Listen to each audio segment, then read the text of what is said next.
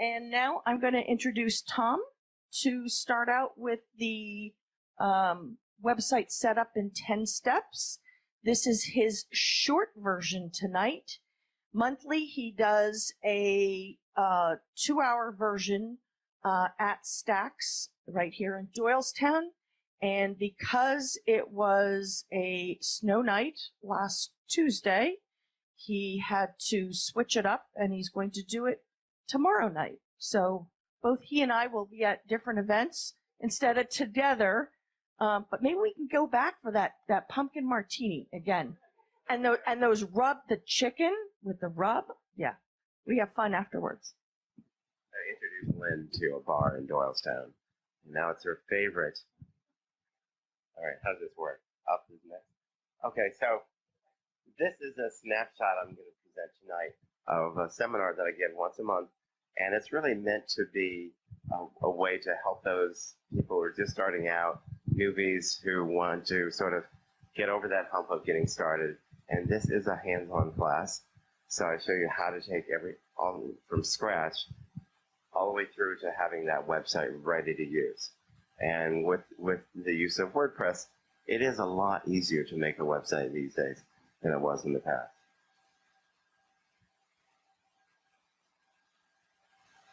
Seems like doing something wrong, Don. I'm pressing the top one. What's that? Oh, the side. Oops, next one. I got it. So this is what we cover in the class. It's WordPress in 10 steps, not slide presentations in 10 steps. I would need 30 steps for slide presentation knowledge. But this is as if you did not have a domain, if you had a domain idea and you were coming to the class. But I show you, how to register. And, yes, thank you. Show you how to go through that. Step 2, purchase hosting and domain. Step 3, install WordPress on your host. Step 4, find a WordPress theme. Step 5, install the WordPress theme. Step 6, configure that WordPress theme. Step 7, publish your first pages. Step 8, create a menu. And 9, configure WordPress settings. And then 10, install WordPress plugins. Oops. So the idea with domains and the availability of domains now is a lot less. You're not going to get your #1 domain possibly, but in terms of picking a domain, what I advise people to go for is go for as short of a name as possible, because people that you meet have to remember that name. If you can, try to have a keyword in that domain that you're choosing. The domain does not have to be your business name, so there's no legal entity associated with your domain name. So the idea is you're trying to go for short, memorable, something that is easily, communicated to people that you meet. Now, what's happened in the past few years, many years now, is top-level domain names have expanded greatly. So everyone is used to, they know .com, they know .viz, they know .gov, they know, the top names that they're used to. What the association that control domain names has done is they have opened up the market in terms of top-level domain names. So you can have a XYZ.marketing. You can have an XYZ.lawyer, .dentist. There's a whole bunch of top-level domain names that can be used for your domain name. The downside of that is that who is going to remember if your company name is .marketing, .dentist, .whatever? People are so used to .com, they're going to assume, even without you telling them your domain name, that it's going to end in .com. So it's sort of like a, catch-22 situations. There's a lot more names available. Like I have Doylestown.marketing that I bought when they opened up the names. I have not done anything with that name, but it's like, hey, let me buy that name. But again, your best bet is to try to stick with .com. But again, .com names they're pretty much taken all the favorite names that you might want.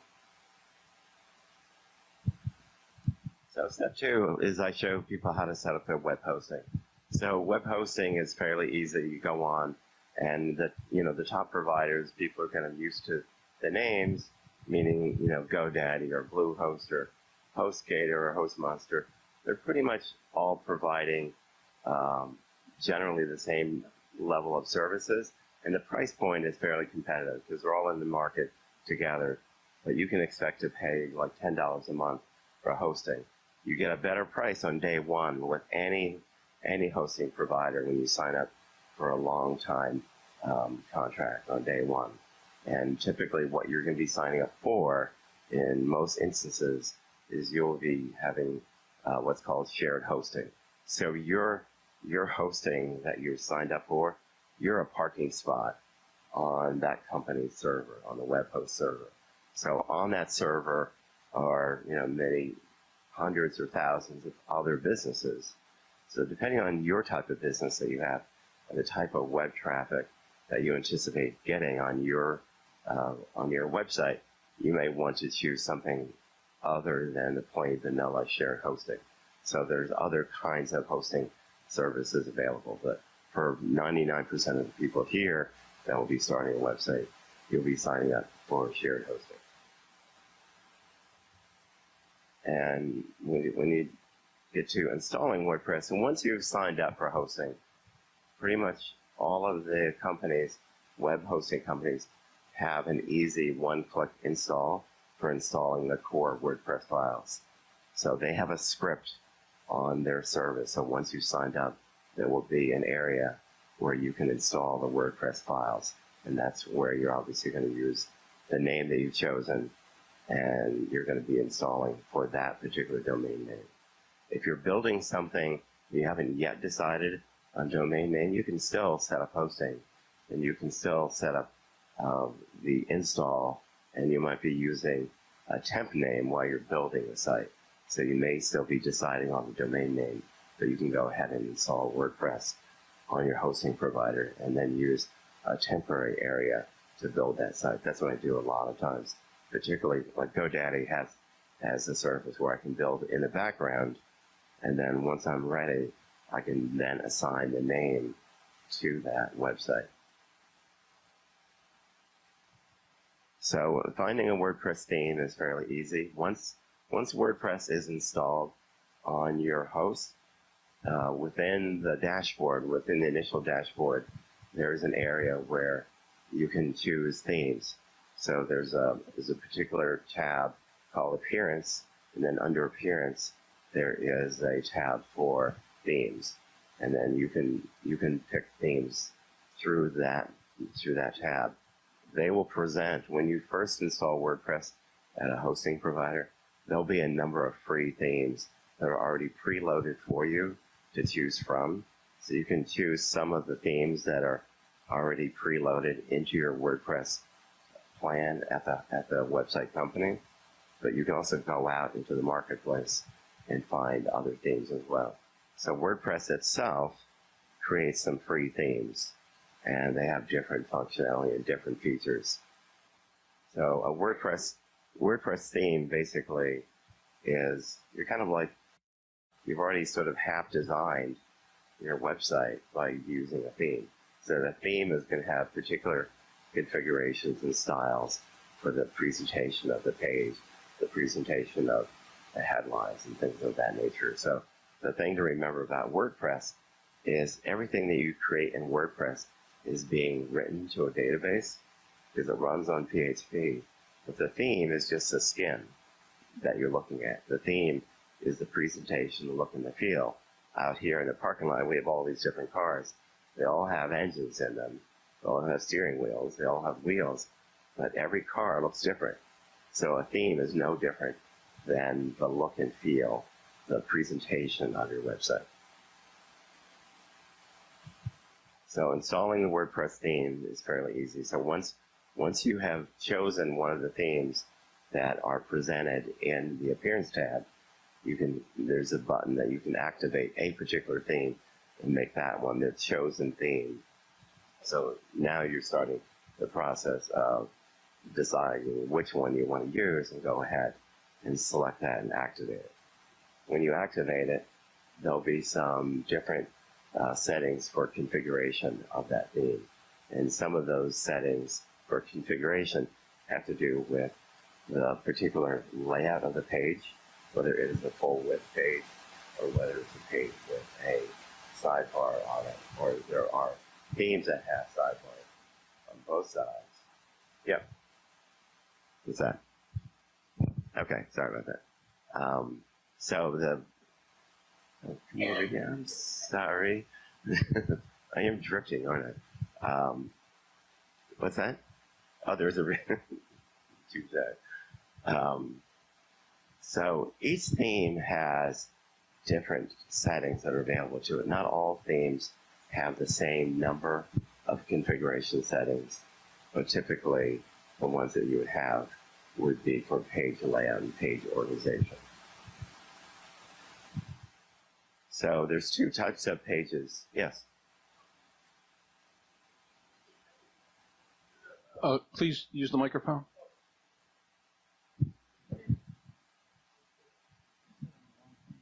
I ask a lot of questions.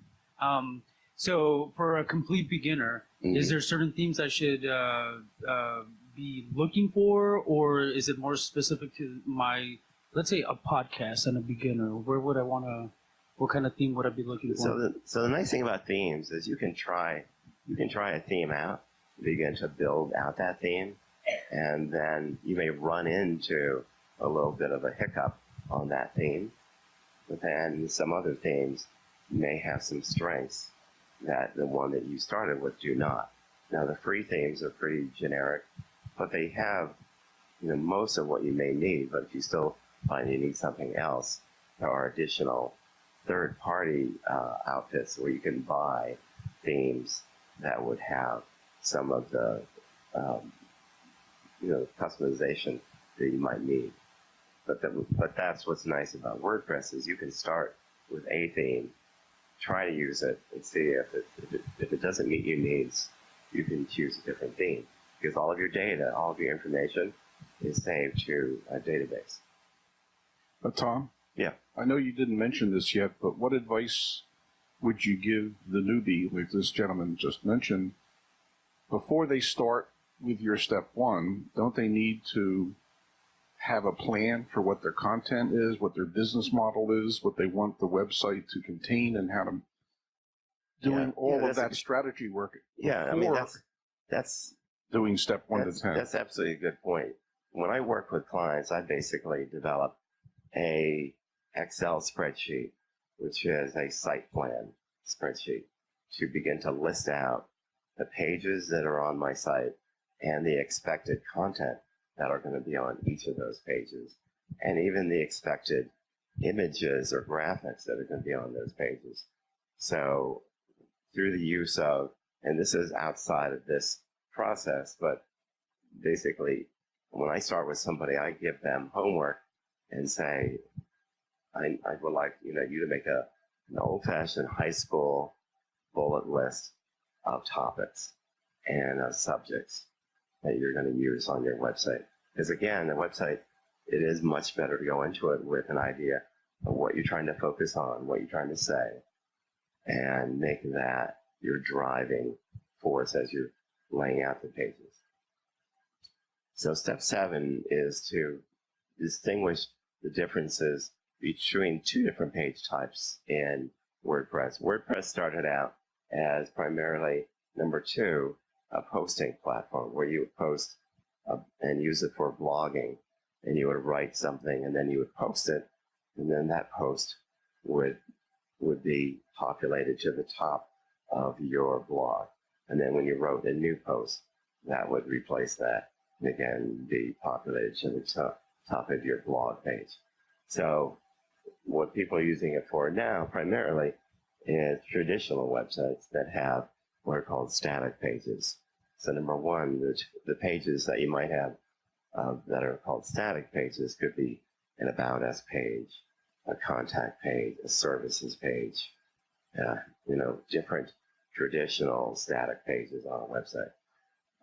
Even a website that has static pages can still have a blog page for things like latest news, so that things that change in your industry can be commented on and blogged on, and then that would end up on your blog page. So you can have a mix of both pages, static pages on your site, as well as an area on your site for blogs. So with the advent of the popularity of WordPress, there have been a lot of third-party companies that have built what are called page builders. And these are tools, third-party tools, that can be installed into WordPress to make the process of building the pages a little bit more drag and drop, a little bit more intuitive. What they provide are some content creation tools, things like having a gallery, things like having the page broken up into multi-column formats, any number of different tools. So these are some of the top companies that are creating these page builders. And this is an additional aspect that's loaded onto your WordPress site. So you can invoke and enable a page builder to take over control of that particular page. So once I go to a new page, I can decide, do I want to use my page builder on that page to build the page? Or do I want to stick with the core WordPress files? Yes.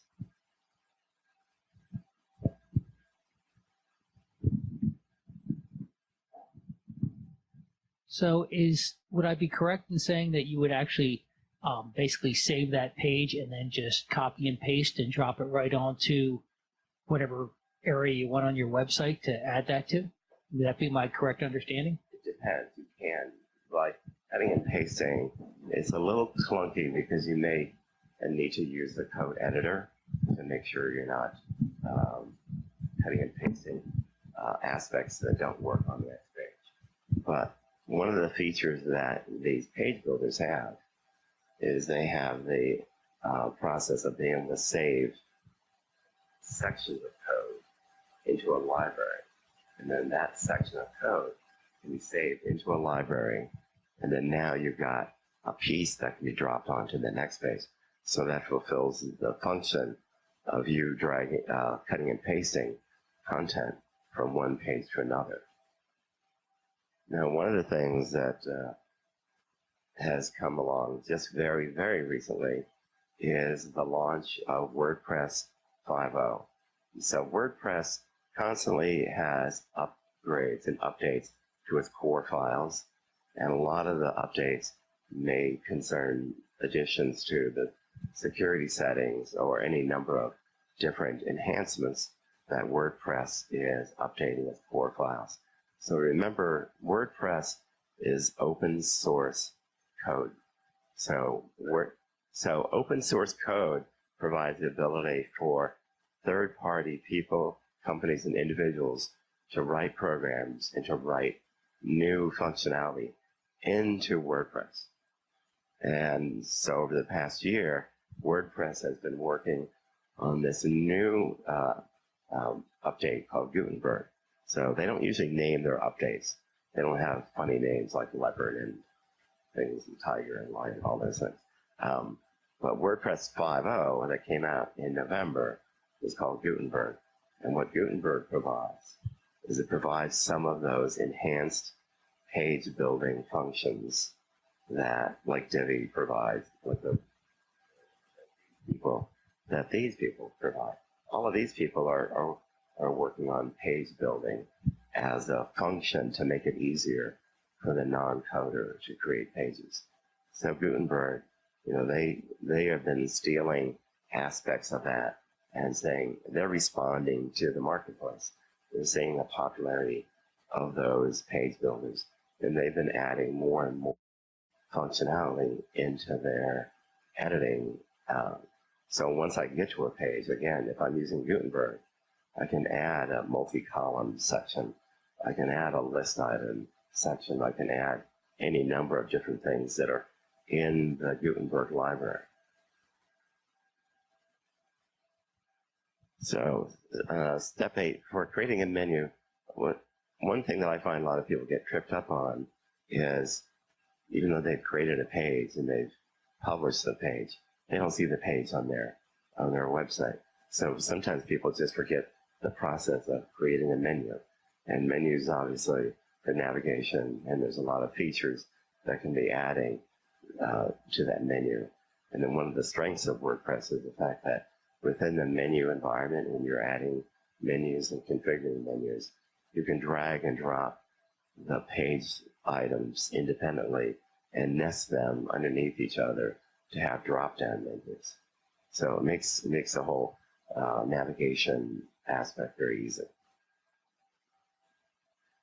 So again, one of the other areas within your site that you'll want to pay attention to is different settings in the dashboard, in the WordPress dashboard, because these things need to be set up so it understands how you want to use your site.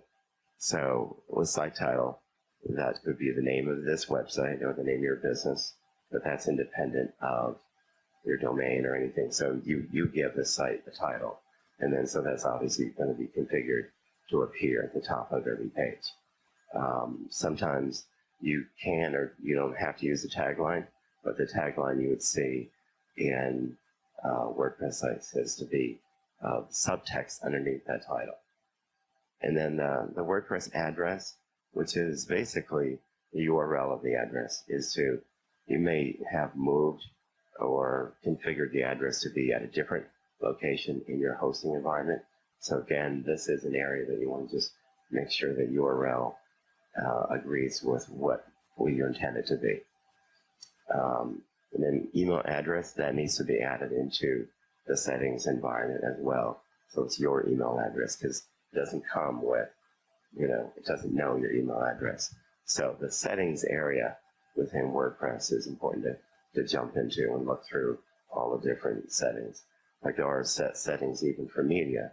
So for instance, I can choose to make my media a certain size. There are default sizes for media. When you load a picture up to your site, you can have it at the original size, or a medium size, or a small thumbnail size.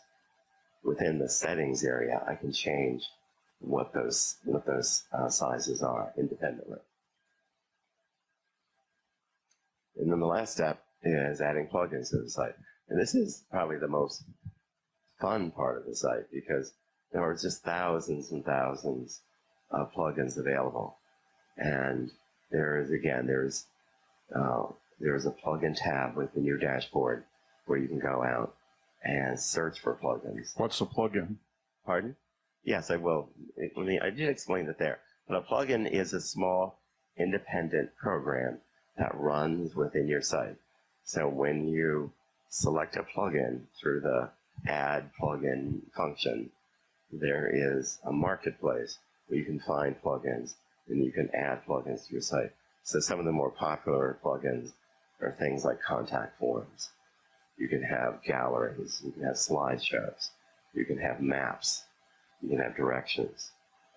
You can add e-commerce plugins to turn what was before a static website into an e-commerce website. So that e-commerce plugin is adding the ability to now add products, add prices, add all of the different settings that are within that e-commerce plugin. But there are thousands and thousands of plugins, and you can go out through the plugin tab of the website and then find and search for plugins. And you search for plugins no different than searching for anything else. There is a search bar within the add plugins area, and then you can find the plugins that you're looking for. And one of the things to keep in mind is not every plugin is kept up to date. So you will see within that screen for different plugins that you're looking at. You haven't yet added them, but you're looking at a list of different plugins that are presented to you for consideration. You can see whether that has been recently updated, whether it syncs with your version of WordPress, whether it has a lot of installed users using that plugin. So there are, some areas within that where you can check up on a plugin and make a decision whether you want to use that plugin. Because not all plugins, again, this is open source programming, so not every plugin is kept up to date by its original author. But you can discover that information through the Add Plugin feature. And so that's it. I take people from having nothing to having something that you can get started and start using right away. And as I said, I run this class once a month on the second Tuesday of each month, and there's a little tiny flyer back there. And it's also held at the same facility that Lynn is going to be using.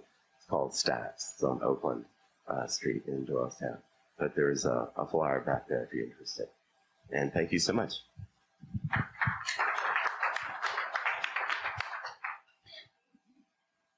Nope. You're number 3. Go ahead.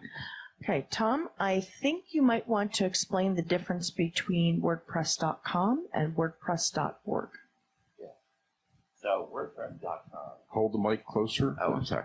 So WordPress.com has an environment where you can host a website, a blogging, typically might be a blogging website, because you are being hosted by WordPress. But the ability to configure and add to that website is limited. The functionality is limited, but that is an option. So WordPress.com is its own hosting environment. What you're setting up when you buy hosting is what is called self-hosted websites. So you're hosting your own website as opposed to using WordPress to host your website. Because WordPress as an entity will host a blogging site as well. Grab the mic. Yes. Yes. Just a quick, and it may not be that quick, so, answer as quick as, but why WordPress? I've used like WebEx and things like that, well, WYSIWYG and drag and drop, and they work okay and all, and I've tried to use WordPress. I haven't had any success, but why? I've heard a lot of people say, oh, WordPress is great, but what is the reason that someone who does it for a living is using WordPress, right, as opposed to all the other options that are out there, like front page? Right. And, so back in the day, I did HTML coded websites before WordPress, and one of the strengths of WordPress is that when you choose a theme, you're sort of halfway done, because you've got something that has been configured to a certain extent that is laying out the page and laying out the design. One of the other aspects that has been noted about WordPress is because of its naming convention, how the files are named and how the files are saved within the database. It is a more easily searchable environment for search engines. And so that's been one of the strengths that people have noted about WordPress, is that it is more SEO friendly just because of how the files are saved and named on the back end.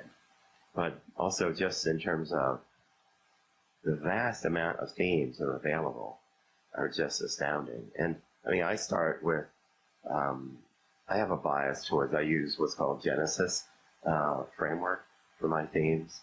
And then within Genesis, I can pick other what are called child themes, which still are different presentations of the information, but even that can be customized.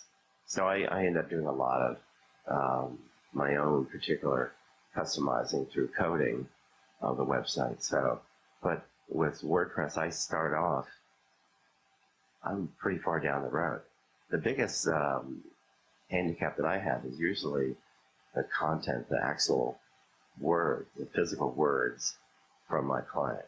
So they may not have thought out everything that they want to say and everything that they want to have their website for. So I really stress homework when I work with a client and give them information that I need to thrush out that website to make it, when they say content is king, it's a dorky phrase, but it actually does mean something in that if I'm searching for something, those words have to be on the page. I can't find you unless that information is on your page and is searchable and is indexed by search engines. Can I add to your Yes. answer to his question? Yes, So you're talking about using front page. themes like Squarespace and Wix, things of that nature?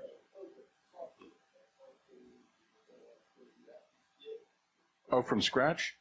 Well, if you have enough time in your life, that's a good choice. Yeah, right, yeah.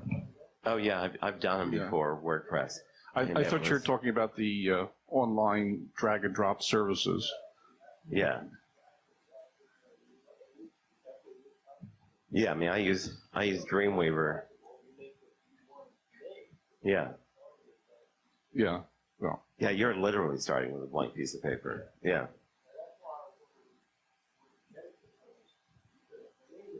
use the mic. Yeah. Use the mic. He said, use the mic. Use the mic. Don't repeat everything. Just. Well, you're done. Okay. Okay. So yeah, if you've got the I'm sorry. time, I mean, this can be built by hand, but it's just insane amount of time to build it by hand. That's what, back in the day, websites cost $8,000, 20,000, whatever, more, a lot. That's done. WordPress, you can build a site. And true story. I had two pastors who were doing a nonprofit. They wanted me to build a site for their nonprofit. So I went down to meet them in Philadelphia. They said, we'd like you to build us a WordPress site. I mean, a website. I said, okay. They said, no, can you do it right now? I said, you mean right now? They said, yeah, can you do it right now? I said, okay. So I sat across the table from them, and 3 hours later, they had a website.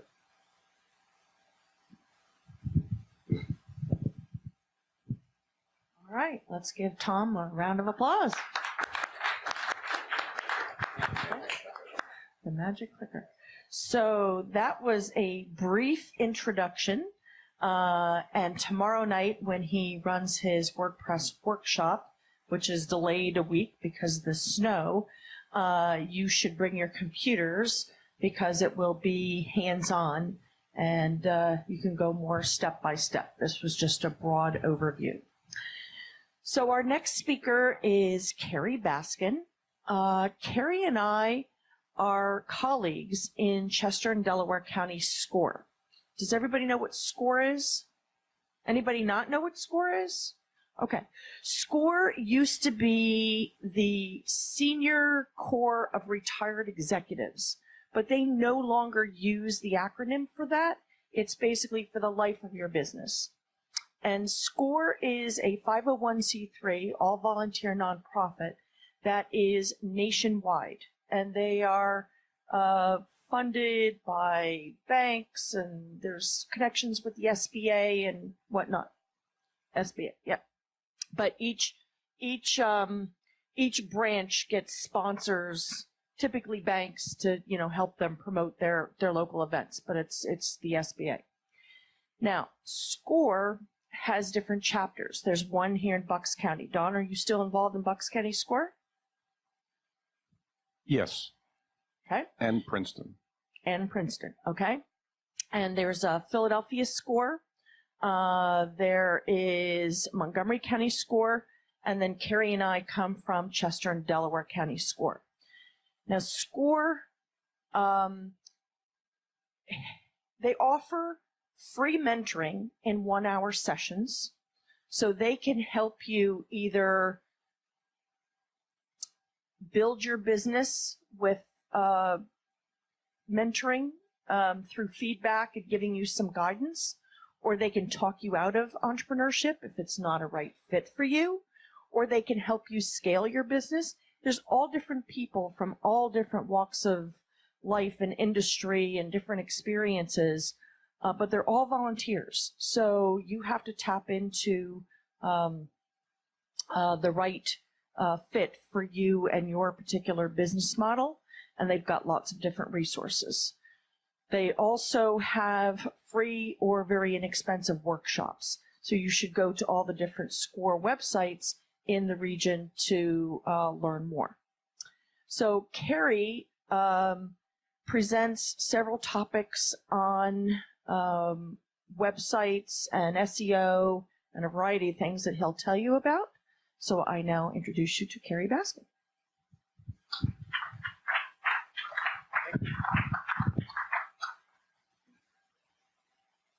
I was going to go on that side of the room, but I can't do that. So, No, you have to stay there, Carrie. I get that now. I guess I'll clap a couple of times. No, we've already Okay. clapped. You're welcome to if you want to. Well, that's all right. You want to put the mic in the stand so you don't have to. No, it's okay. I think I like to move around.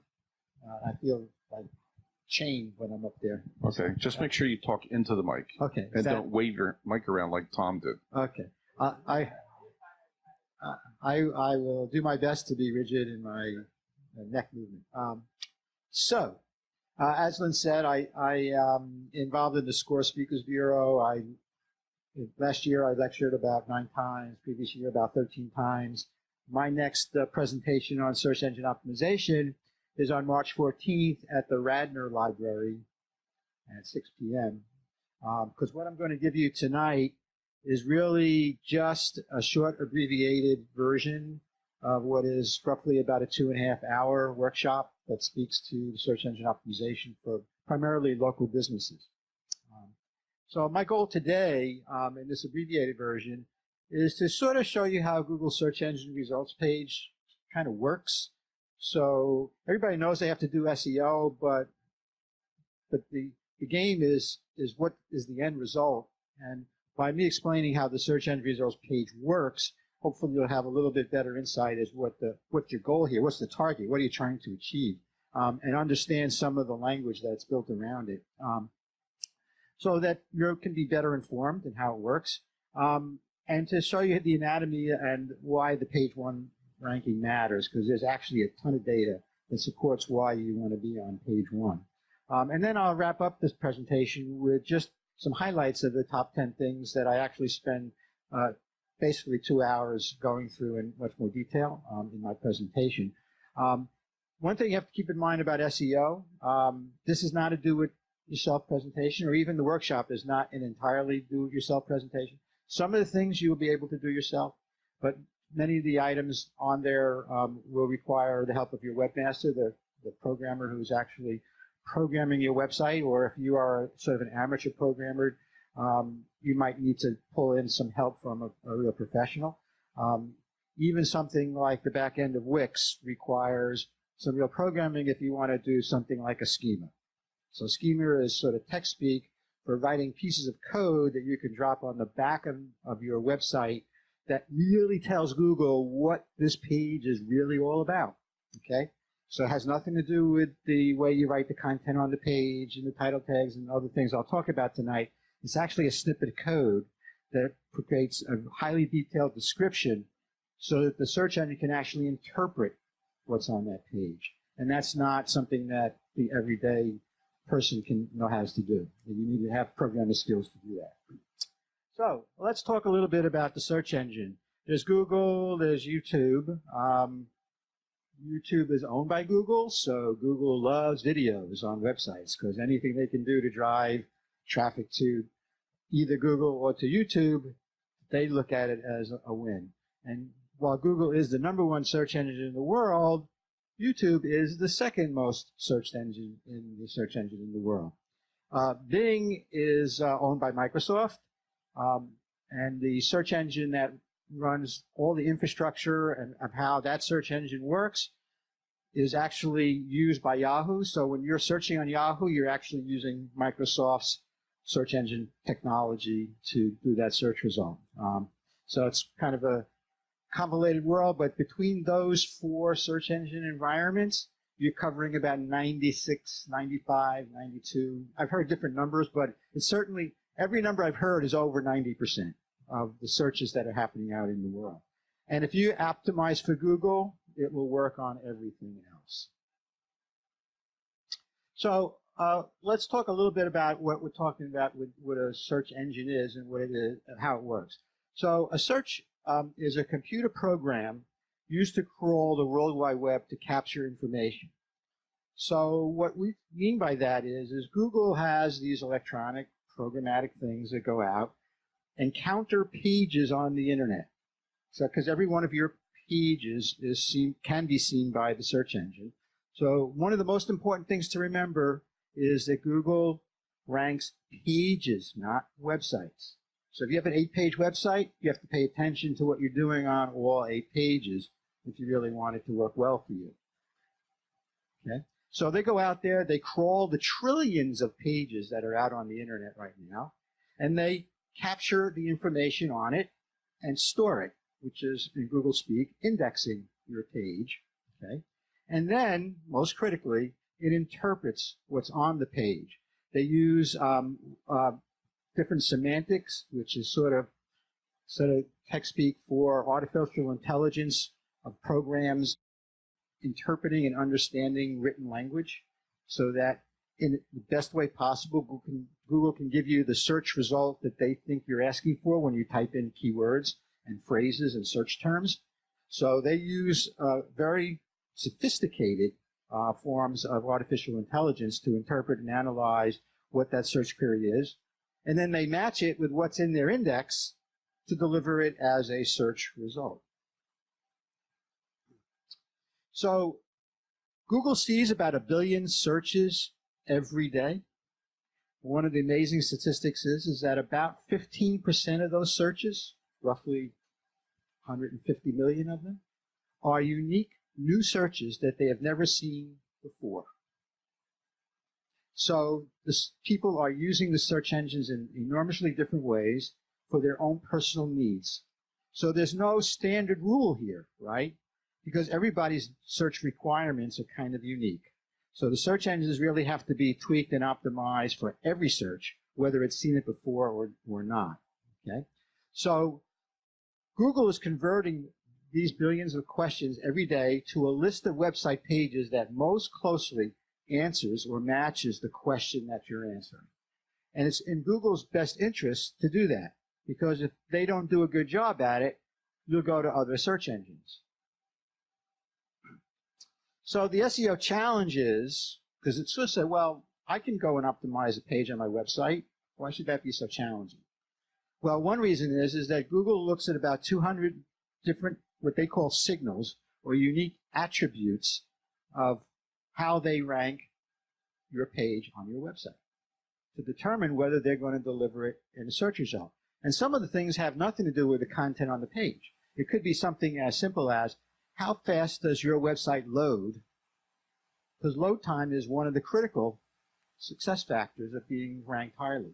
So if your website has got a lot of big picture files on it because you haven't properly optimized the file sizes, and it takes more than 3 or 4 seconds to load, that's a big no-no in Google land. Okay?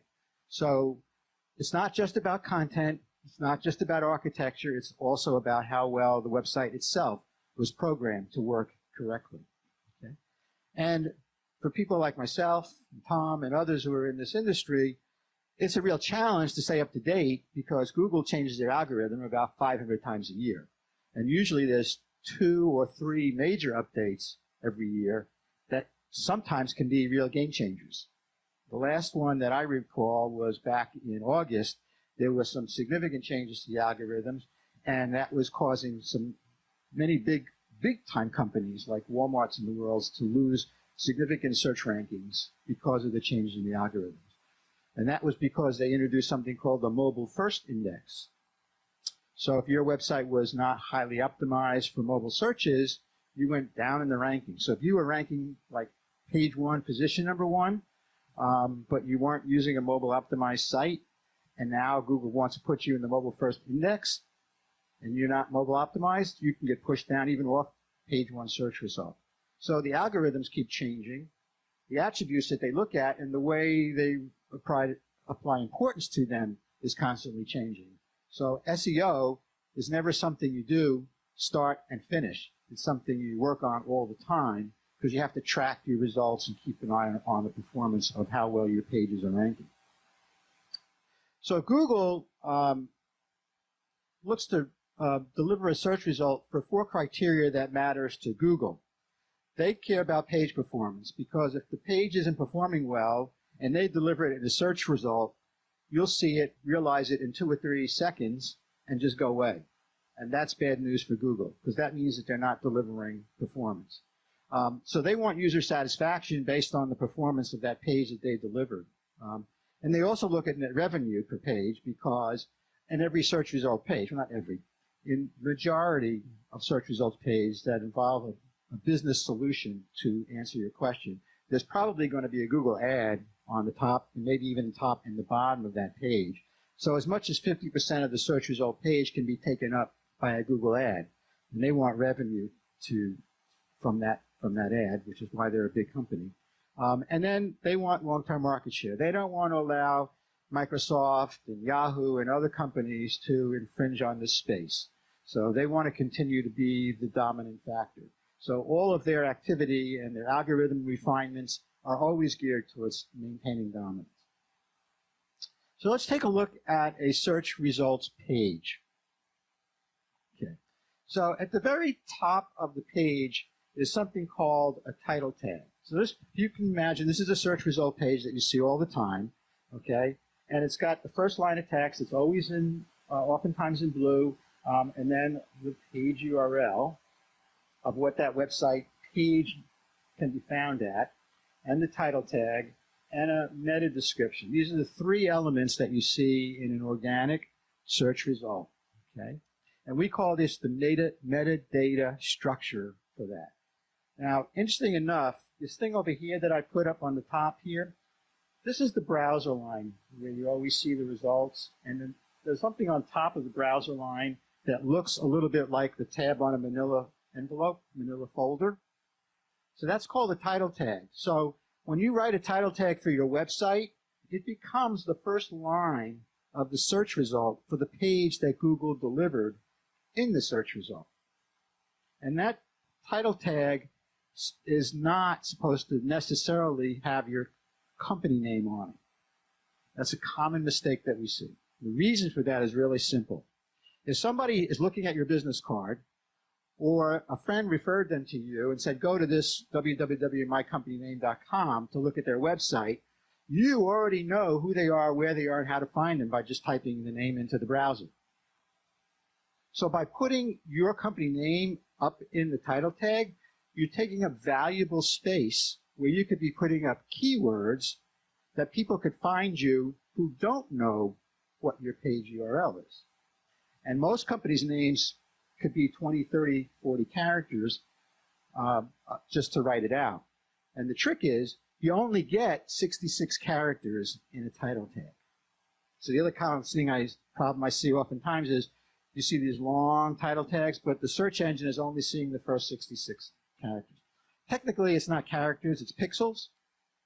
But nobody can really figure out what a pixel is. So we just say use 66 characters because that almost never goes over. Pixel is the amount of dots it takes to write a character on a page or on a screen. So if you have a lot of I's in your text, it takes relatively few pixels. But if you have a lot of M's and W's, it takes a lot of pixels to write them. Tom, use the microphone, please. Tom. Text more than 66 or only display? My understanding is no, it truncates it. Okay. And a good signal that you don't get to see the truncation on the title tag, but oftentimes in the meta description, sometimes you get to the line of text at the end, and what you see is ... That's telling you that the search engine isn't reading any characters after it sees the ... So you might put it in there thinking that you're giving a nice explanation of what this is all about, but it doesn't really get seen by the search engine. So, oops. Boy, that really jumped. Okay.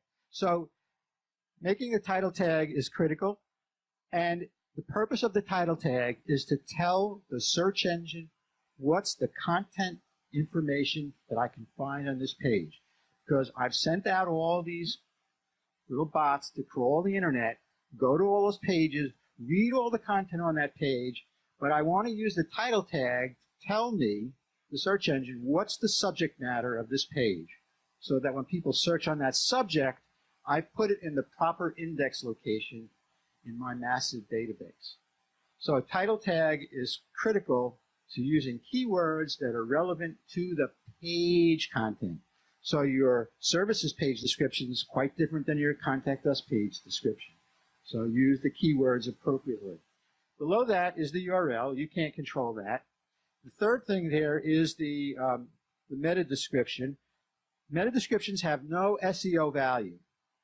However, you have to think of a meta description as looking at a classified ad page in the newspaper.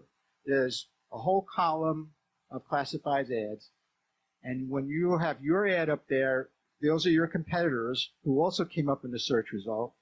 You want people to pick your business over the other ads that are on the page. So you have to craft the language in there to get them to click on your site as opposed to someone else's site. So put a call to action, put a phone number on there, make it easy for them to make use of that. If you read the two meta descriptions here really carefully, these are two accounting firms. They are in position 1 and 2 on the page. They both happen to be clients, but one is much more business focused and the other is more consumer focused. And when you read the copy, it becomes evident which one they are and how, if you're a consumer and if you're looking for personal income tax preparation, you're more than likely to take JB Tax over Robert Kratz. But if you're a business, you're more likely to pick Robert Kratz. And that's because of how the language is crafted.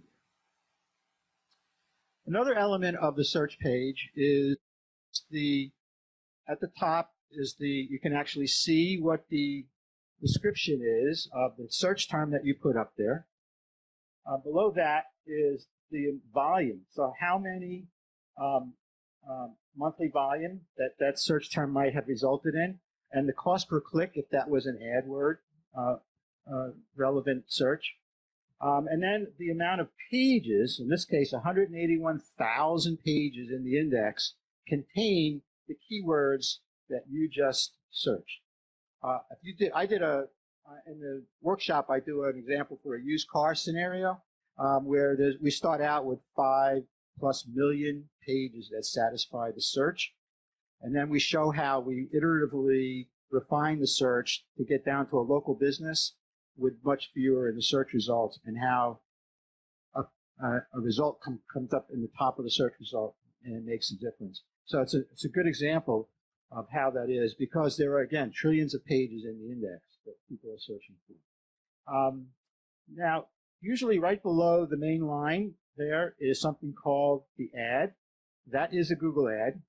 If you have something new called a snippet, sometimes there's a little text box. If you're searching a query that is a question, like what is SEO, you might see a snippet that sits atop everything, which is now being referred to as position 0 on the page, because the top of the page was always position 1. Now we call it position 0, and that will answer you answer the question explicitly. And then you have the Google ad. There could be up to 3 at the top of the page, and there can be as many as 4 at the bottom. Whether there are ads or not is really a function of whether people are paying for those keywords to show up on the search result page. I think that's the key. Any questions about that? Yes.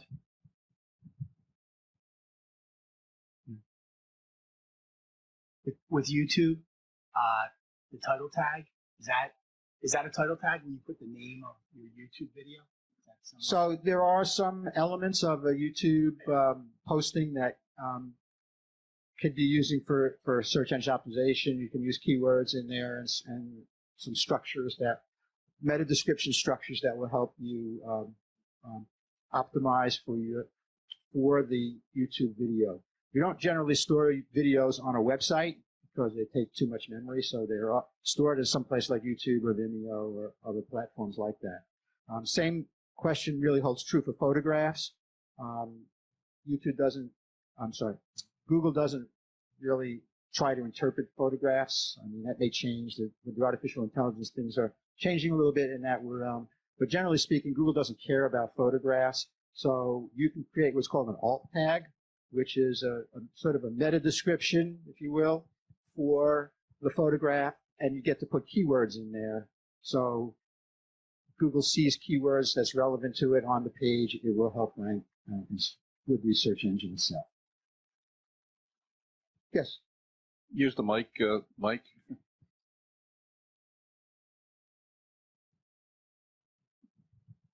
A question on YouTube. They do give you that option to list tags. Is that really effective? I've started to do that, but I just don't know if it really makes any difference. Well, it's according to Google, and we have a YouTube expert here as well. It does make a difference. However, the number of new videos going up online is like many thousands per hour. So the ability to bring yourself front and center is really, really difficult. So it's not that they're not effective, it's just that the sheer volume of videos going up is just massive. Thank you. So there has to be something really unique going on to make your video come up in the search result. Another thing we see on the search result page is for local searches. So this is if you're searching for something near you or a business near you, is what we call the stack.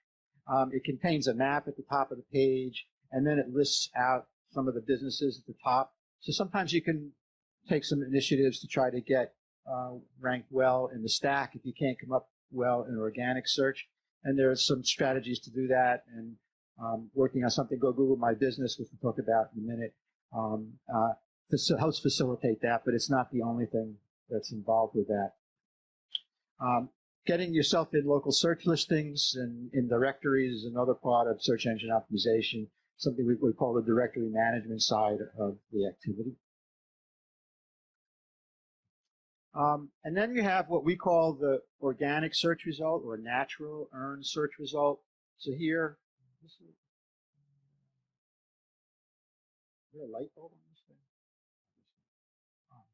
So all the way on the right there, again, at the very top in purple is the title tag. Then underneath that is the URL, and then underneath that is the meta description.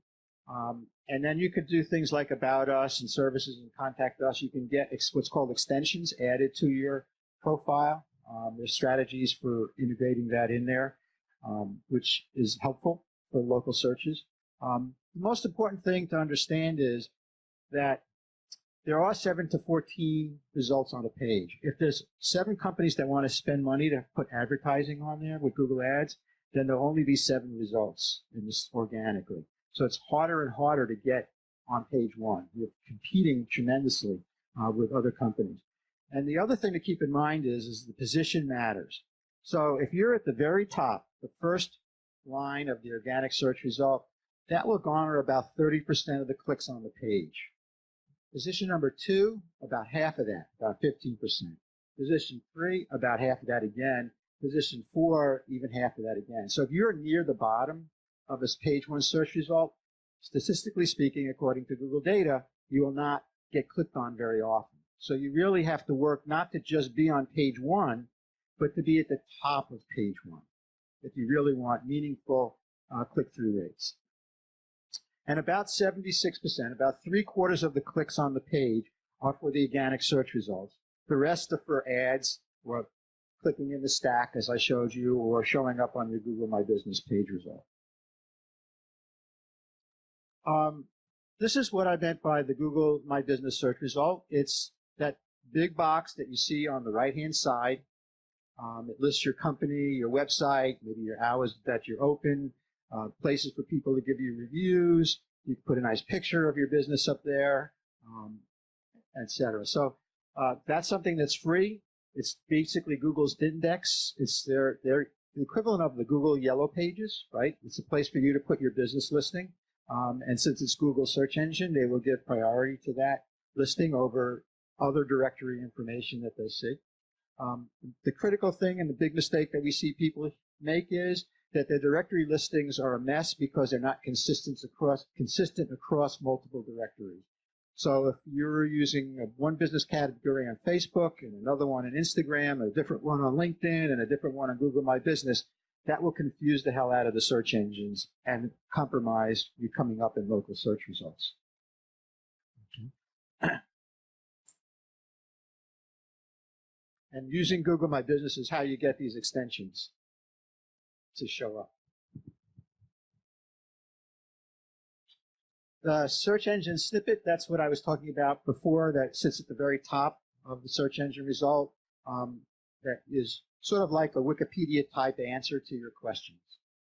And they're very hard to get, but because you can't advertise to get in that position, you can't ask Google to be in there. It's purely about, does Google see content on your website that explicitly answers the question that someone searched for, and they deliver your answer in the snippet. Yes.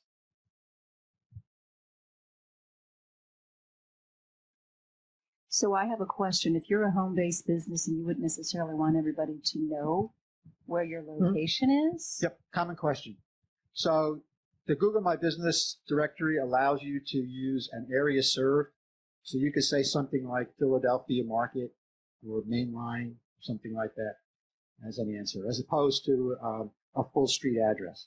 So my next question is if you're just trying to brand yourself, I know when I do a Google search on mine, or Google alert on my name all the time, so I see all the pages that Google has found of me. So that's the way you want to be found? I don't know. There's a ton of pages about you, that means, on the Google search. Well, it's a good thing that your brand is online. But what's the mission? Is the mission to get people to your website so you can convert them to a sales lead, or is it the mission to just be there? So you have to try to figure out, like we said with Tom, you have to understand what's the mission of this website or your online presence, and make a plan for your online persona. It's not just about websites. It's how are you on social media, how are you in directories, and how are you being noted in the press with the online press results opportunities that you have, because you can post press releases online. They just don't have to go to a newspaper. You can use like PR Web as an example, and post your news releases on PR Web. This is an online distribution system. Okay. So what are we trying to achieve here is page rank. So Google takes every single website it has in its index and assigns a rank to it, a score, if you will. Okay, and it's based on linking and content score. So the best way to think about a link is if your website page is mentioned on something else, somewhere else on the internet, and it points back to your website, Google treats that as a vote. The more votes you have, the more relevant the content must be, and therefore Google will give you a high-ranking score for that. And the other is the content score, which is getting more and more complicated and more sophisticated to get to. Google has something now called EAT, E-A-T, E-A-T-. And it's a way that Google is analyzing the expertise that's presented in the content, the authoritativeness of the writer. In other words, is this a writer that's been around for a long time, has lots of published information, and the trustworthiness of the article. So the content is not just about writing 2,000 words anymore. They want to see authoritativeness. They want to know that you're a reasonably well-written author. So if you've written 20 pages on a website, then you'll be much more authoritative than if you've just written one, for example. And using something that I mentioned before called a schema, there's a way that you can use schema to tell Google what your authoritativeness is on the back end of the website. So it's a strategy you can do. So this is happening with their algorithm. It's very sophisticated, and it's much more difficult to gain than it used to be. So if you're thinking of content strategy for your website, what Google is looking for, if you go back even just 2 or 3 years ago, you could say to somebody, just blog once a week, twice a week. And that way, within a year, you'll have 100, 150 blogs posted on your website. And once you pass about 100 blogs on your website, you get a boost from Google historically. I don't know if that's still true, but historically it was. They would reward you with more traffic. But Google is changing that because it's not just about quantity anymore. It's about quality. So Google is looking for depth and breadth of content strategy on your website. It's not just putting a blog up every week anymore. So if you're in a particular subject, in a particular business that has a subject, you have to describe that subject very deep with lots of good knowledge-based content. And all the superfluous blogs that people used to put around it just to get page count on their website, with blogging doesn't really work anymore. Not a strategy that will get you anywhere. Yes, Don. Yeah. So we've been talking about putting content on your website. What about, as an alternative, putting content on your LinkedIn page, which is also indexed by Google? How does Google index your LinkedIn page in terms of its algorithms compared to indexing your web page? I'm not a LinkedIn expert, so I do not have a real answer for that. However, LinkedIn is a great platform for generating leads if you're in a business-to-business business. So I would certainly encourage people to do that. There's no harm. If you are putting content on your LinkedIn page, you want to link it back to. So here's always the SEO challenge. Do I put an announcement on my LinkedIn page that points back to the article on my website, or do I actually put the article on LinkedIn? My recommendation would be is to post an announcement on your LinkedIn page. Hey, come read my new article on my website, because Google is looking for the amount of traffic that you're pushing to your website. So if you post something on your LinkedIn page that doesn't push people back to your website, you're not generating any SEO benefit from a website point of view. Well, that's exactly my question. How does it index your LinkedIn page compared to your Google web tracks page? links. So if you have an article on or any kind of posting on LinkedIn that has a link on it back to your website page where the article is, it will see that link and track back to it. And then it will begin to count the amount of traffic that link is generating. So am I make myself clear? Well, I heard the words you used. I'm not sure it answers my question, but Okay. continue, please. Yes, use the mic, please. Let me get your mic on there. On? Go ahead. Will Google track likes on a LinkedIn or Facebook page as it relates to? Google is sort of an arch enemy of Facebook.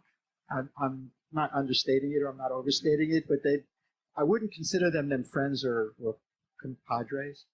And there was a time when Google was looking at the amount of likes as a sort of a ranking factor attribute, but it's no longer a ranking factor. I don't think Google indexes Facebook. They don't index it, but they used to track likes. They used to see if people were sharing. They track likes on Facebook? They were seeing if people were sharing. But I don't think they do that But anymore. they don't do that anymore. Right, so there's no connection really between Facebook and Google. Go ahead, Jay. I hate to be a fatalist, but a real question here. If we are not a local business, so we're not dealing with this limited geography, and we're in an information topic area, you basically said if you can't be on page 1, the difference between being on page 452 and 418 is not worth the effort, right? It's irrelevant. Yeah. I'm wondering, how realistic is it for a person to put substantial effort into SEO if they are not in a local geography, so they're not dealing with a little footprint, and they're dealing with an information topic where there's tons of content already? So it's a really great question. So what I've been talking about today is primarily local SEO strategies. Okay, if you're a national business or trying to reach a national audience, then the strategies are a little bit different. But you could be local everywhere in the country.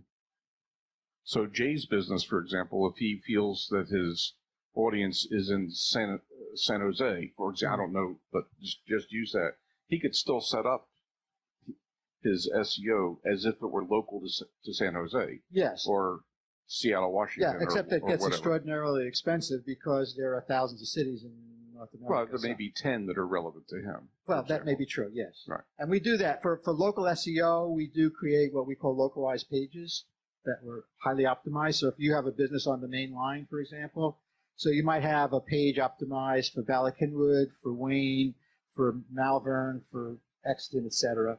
But the key here is do not create duplicate content on those pages. So each page has to have unique content because Google gives demerits for duplicate content strategies. So why page one matters, it's a perfect segue into what Jay said, is that 92% of the people will never go past page one in a search result. Instead, what do? What do you do? If you don't see, you search something and you don't see the answer that you're looking for, what do? You refine your search, usually with more words in it than it had before, until you get to the answer that you're looking for. So if you look at it from a point of view, I said 92% don't go past page one, and roughly the first 3 positions on the page give you roughly 50% of the clicks. So if you're really serious about SEO from a business point of view, for lead generation purposes, you really want to be in the top 3 positions on a search result page, either organically or by paying Google to be at the top of the page. So to add another layer of complication, there are other strategies besides SEO for driving traffic to your website. That is correct. I know tonight you're going to talk about SEO only, but I don't want the audience to think that this is the only strategy. There are some other ones around. There's a strategy called inbound marketing, which is a technique. It's a content strategy technique for pushing traffic to your website, as an example. List building is another one. List building is another one, yes. Not covered in this presentation.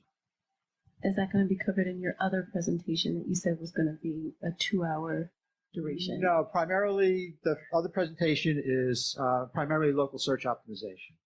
So we talk about using lists, but I think Don is talking about email lists. Right. If you're interested in list building, yes. We've done, I guess, 3 or 4 workshops just on list building, and the videos are available up on our website. Okay. So you can go there and watch the video. Excellent. Should you be so inclined. And I attended one of those. That's a pretty good video. You should watch it. It will address a lot of the elements that you're looking for. So that's some of the highlights of just some of the metadata strategies and how Google search engine tries to make our lives really difficult as marketers. But if you're a local business and you're trying to rank locally, here are 10 things, what you could call your SEO plan, if you will, that you can focus on. Register yourself with Google My Business and manage your directory citations. Get your site architecture correct.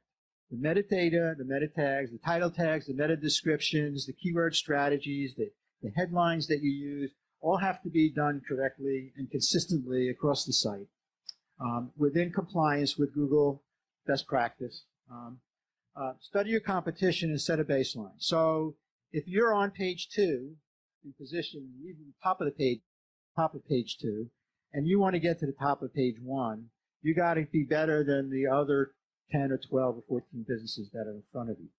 So take a look at them, see what they're doing, look at their title tags, look at their meta descriptions, look at their headlines, see what the copy is on the first 2 or 3 sentences on every page, and get an idea of what they're doing. Because if you don't do better than that, you're never going to get to page 1. So study the competition, and I do that 2 ways. So if you said to me, Cary, I have a local painting business in Malvern, I'll do a search that says painters, Malvern, Pennsylvania, and see who comes up at the top.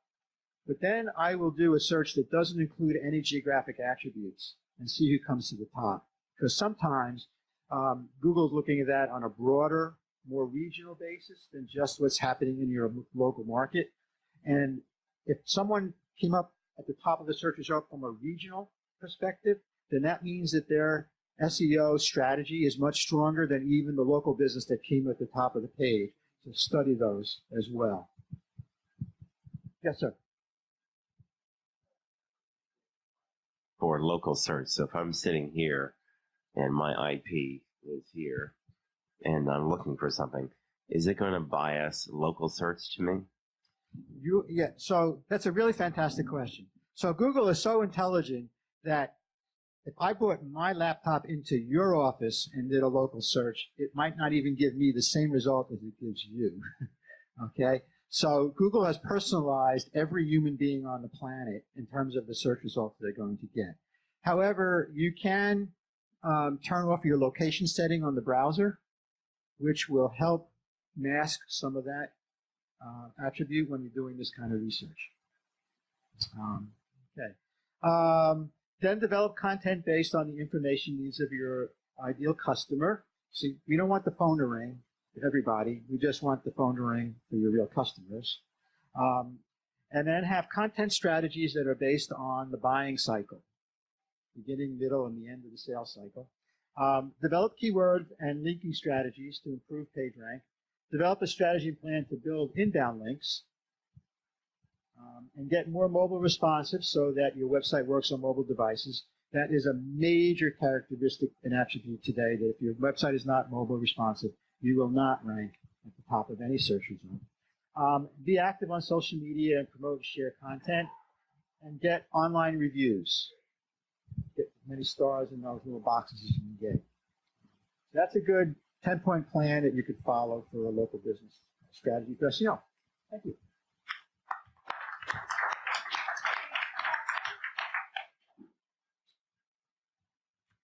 Any questions for Carrie?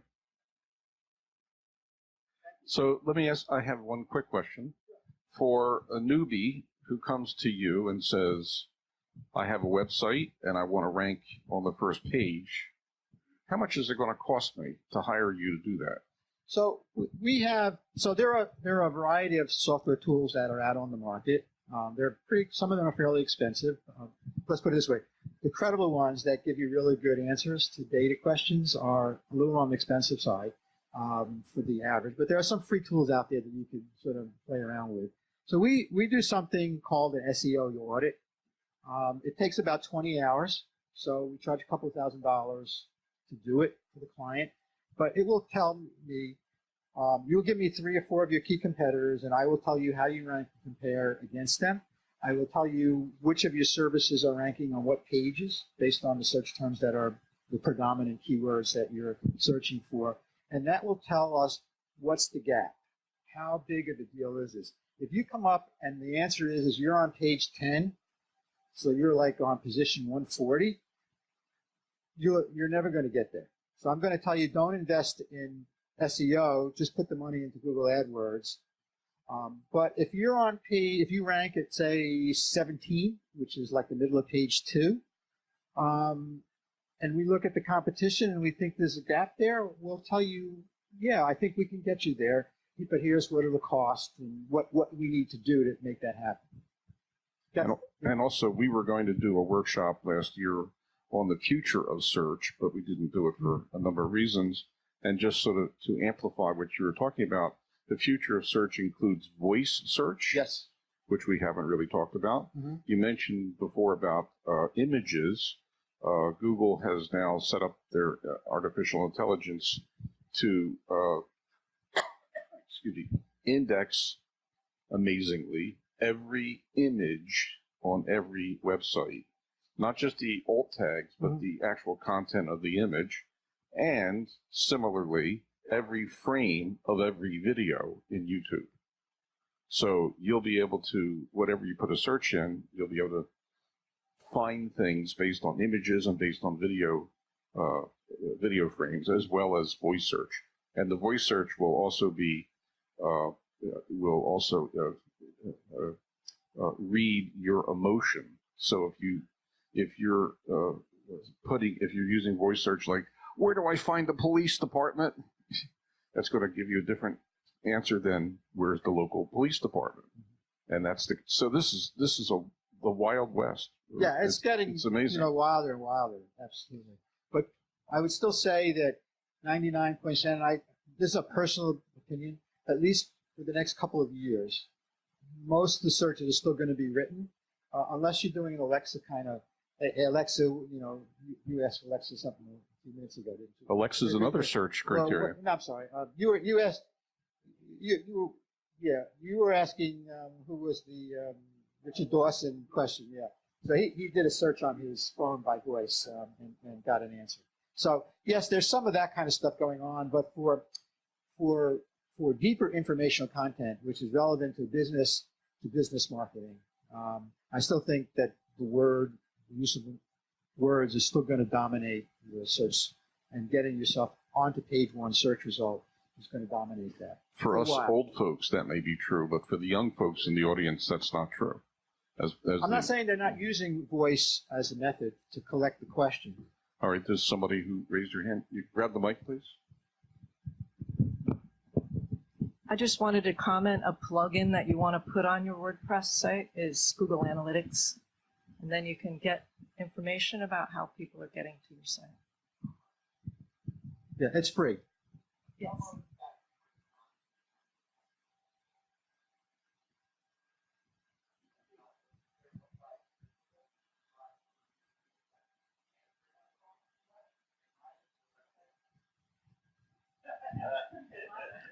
When I visit a website, I specifically make sure that all of my trackers are being blocked, which means that if I visit your website and you are using Google, you will not see me show up as your visitor.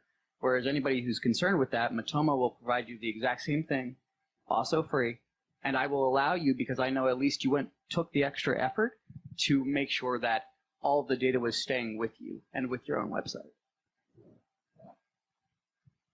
Matomo. It used to be PWIC. Does that answer your question? Okay.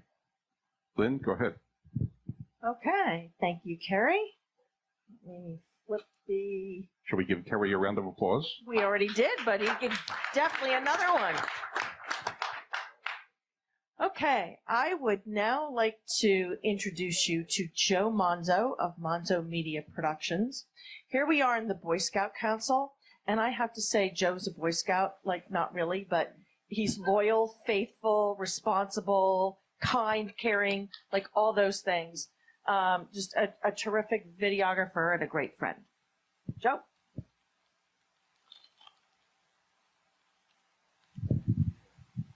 Thank you. Thank you all for coming out. Hopefully you're getting a lot of great content from this. I know I've learned a couple really great nuggets. Here's the switcher.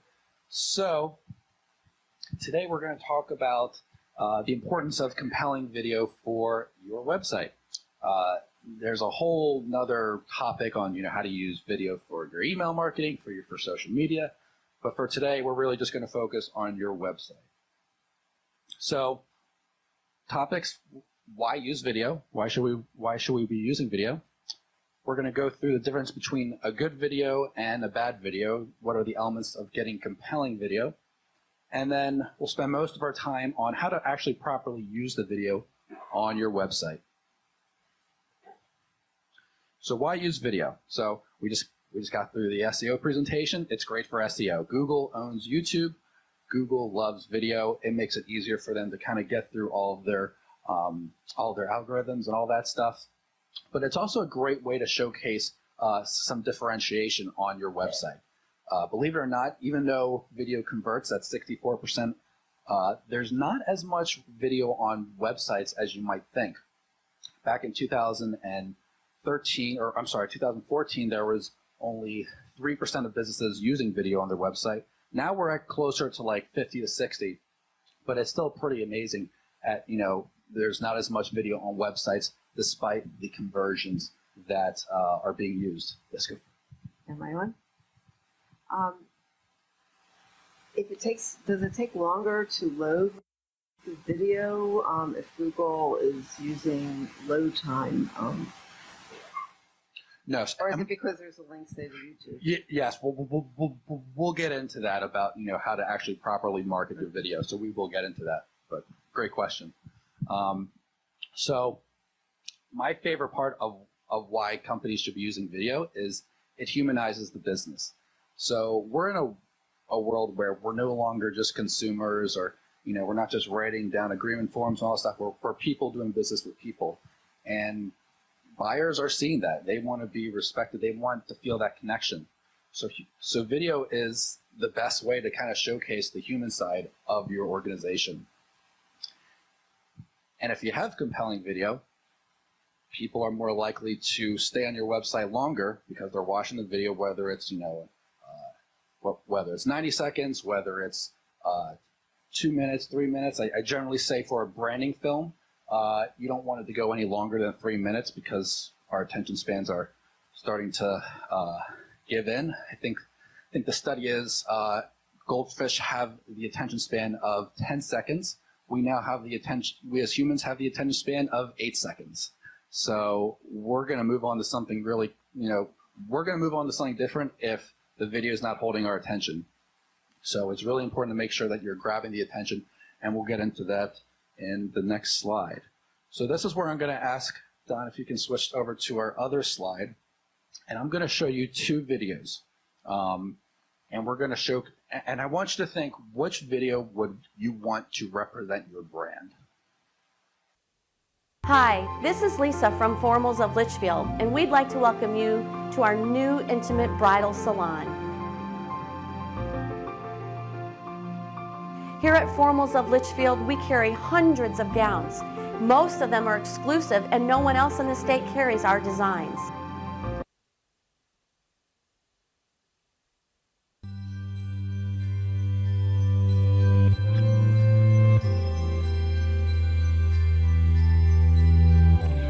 We've helped dress thousands of brides over the last 22 years, and we invite you to come visit our beautiful intimate bridal salon. So let's talk a little bit about that first video.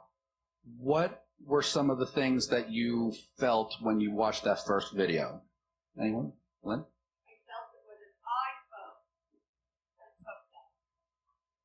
Okay, very good. Anyone else? What kind of... Use the mic, please. Bad lighting and staging. Mm-hmm. Very good, very good. Anything else? Good. Felt like I was in a warehouse, lots of inventory. Mm-hmm. Absolutely, absolutely. I think one of the things that I first felt when I first saw that was it wasn't exciting. I mean, I'm not a bride, but I imagine brides get really excited when they're looking for places to shop for dresses. And that first video was like, okay, it was informational, but it didn't really get me excited. It didn't really make me want to continue watching it. But now let's talk about that second video. What were some of the emotions that you felt when watching that one? Yep, sorry, Mike? Grab the mic, please.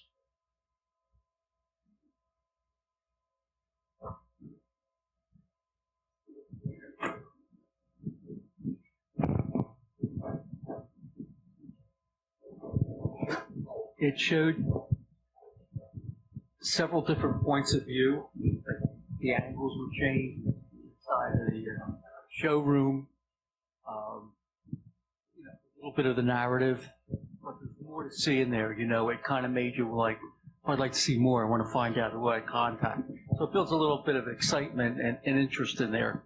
It's sort of like the thing about the 3-sided square, and the 4-side. So I thought it was pretty effective that way. Absolutely, absolutely. Anyone else? The music? Yes, the music. It felt like you were in a magical place, right? Awesome. Felt like she was being pampered. People were helping her. Mm-hmm. Absolutely. I wanted to buy a dress.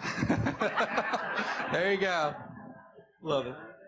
Also, you put the words in and, the name of the company and whatnot, and that's important for branding.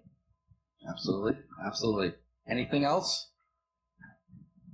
I'm going to be devil's advocate because even though from a video standpoint, the first one was probably lacking, what it did say that this one didn't, is we have hundreds and you saw the inventory of unique designs. This one I just saw half a dozen different designs around there. Yeah, absolutely.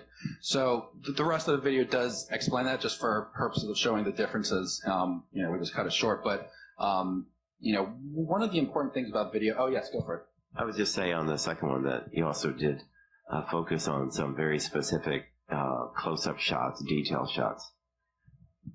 Absolutely, absolutely. Anything else? So to continue answering your question, it's a great point. But one thing to consider is that, people make decisions based on emotions, and the information is very important. But again, this is an emotional decision. So in this case, it wasn't quite as important to, at least in the first sentence, to talk about, all the different types of things that they do.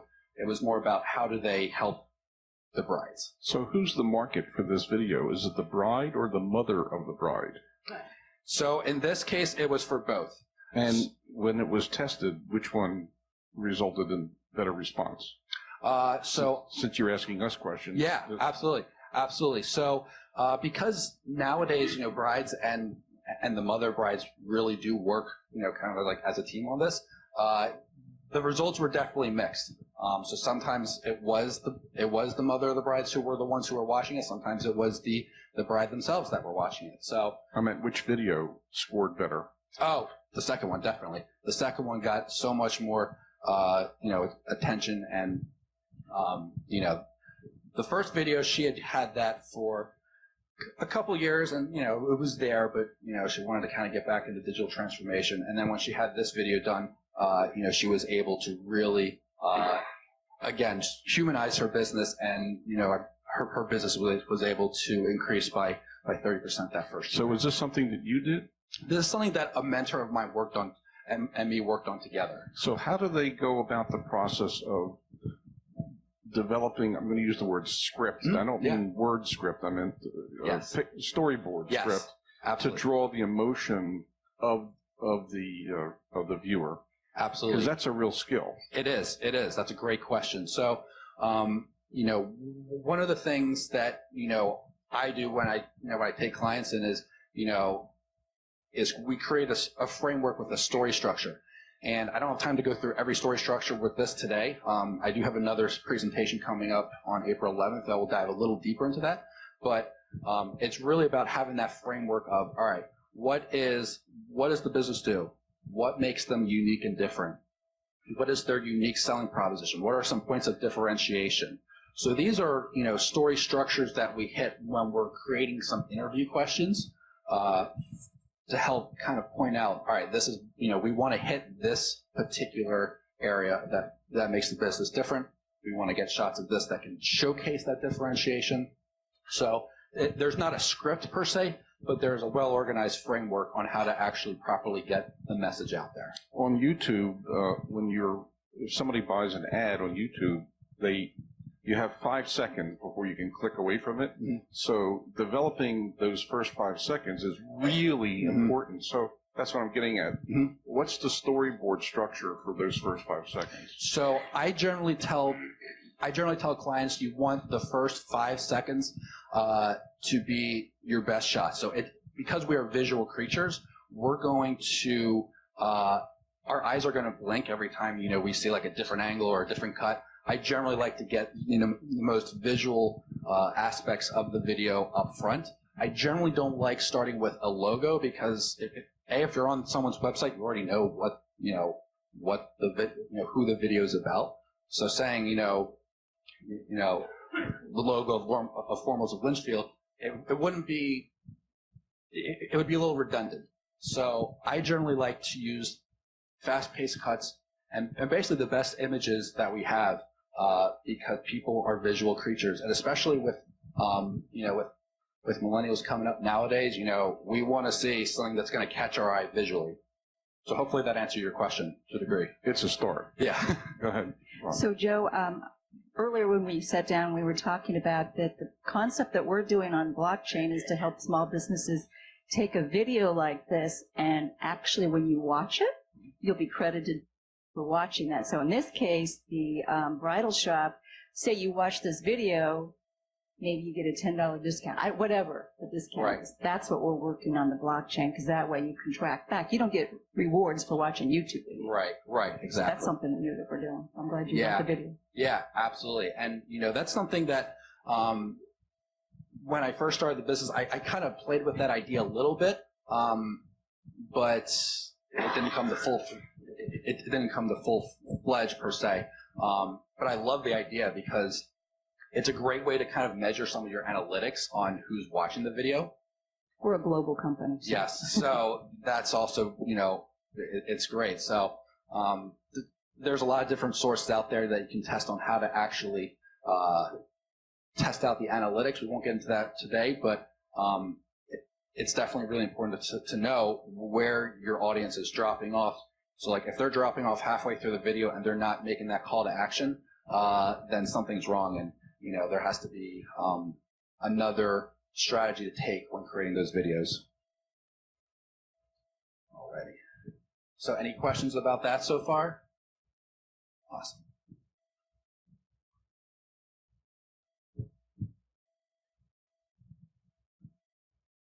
So once you've we have good and bad videos. Yeah.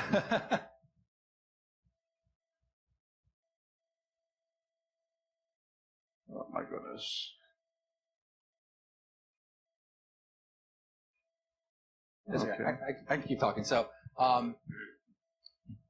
the 3 pillars I have for creating great video, and this could be either if you've hired a professional or even if you're doing it yourself, is you want to engage, you want to educate, and you ultimately want to convert. So engaging is, from a video production standpoint, is making sure that, you're getting some nice shots, you're getting some nice visuals.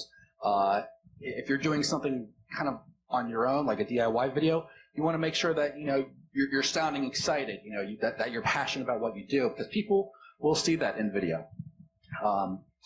The next pillar is to educate. You have to teach something new about your business or about the industry to your audience. So for example, we do a lot of work with independent private schools, and we generally showcase, what's something that's going on with schools in general, and how does the school really help the students.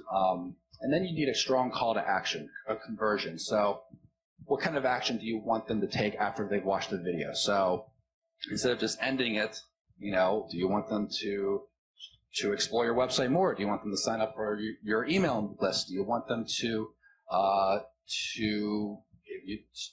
give them a call? Whatever the call to action is, it all depends on what your strategy is in your sales cycle.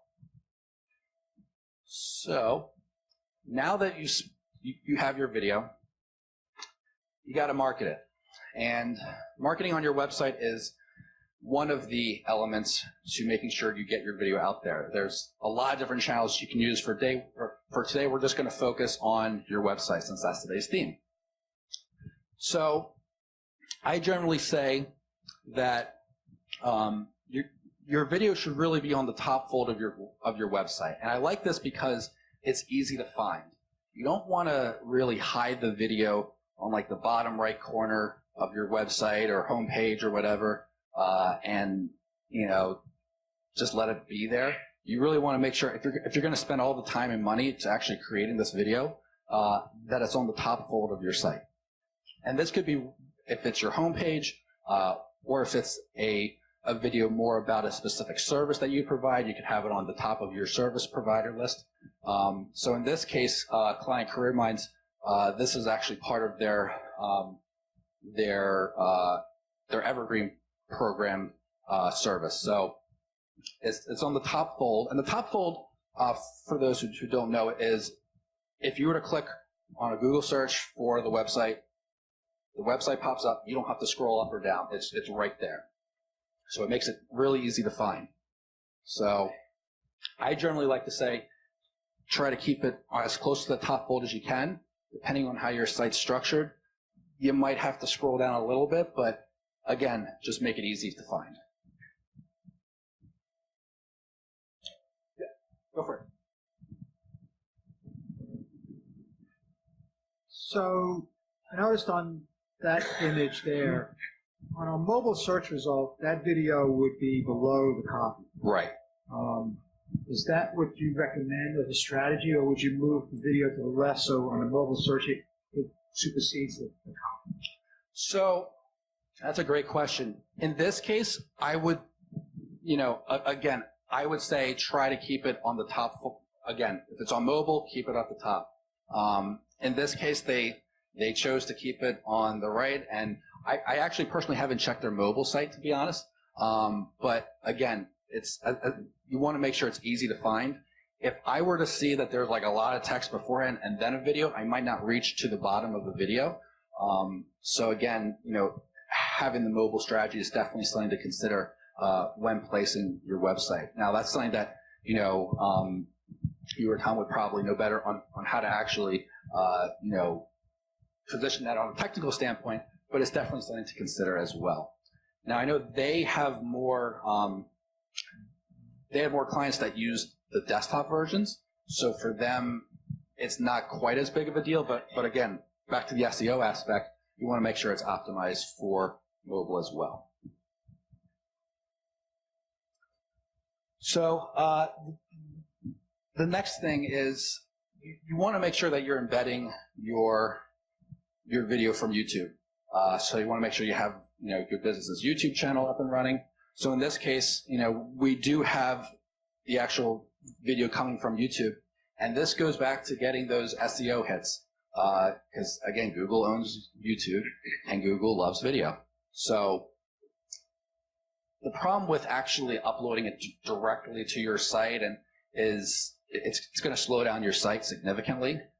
So again, if it takes 3, 4, 8 seconds to load, people are going to move on to the next thing. So this is why embedding your video to YouTube is really helpful.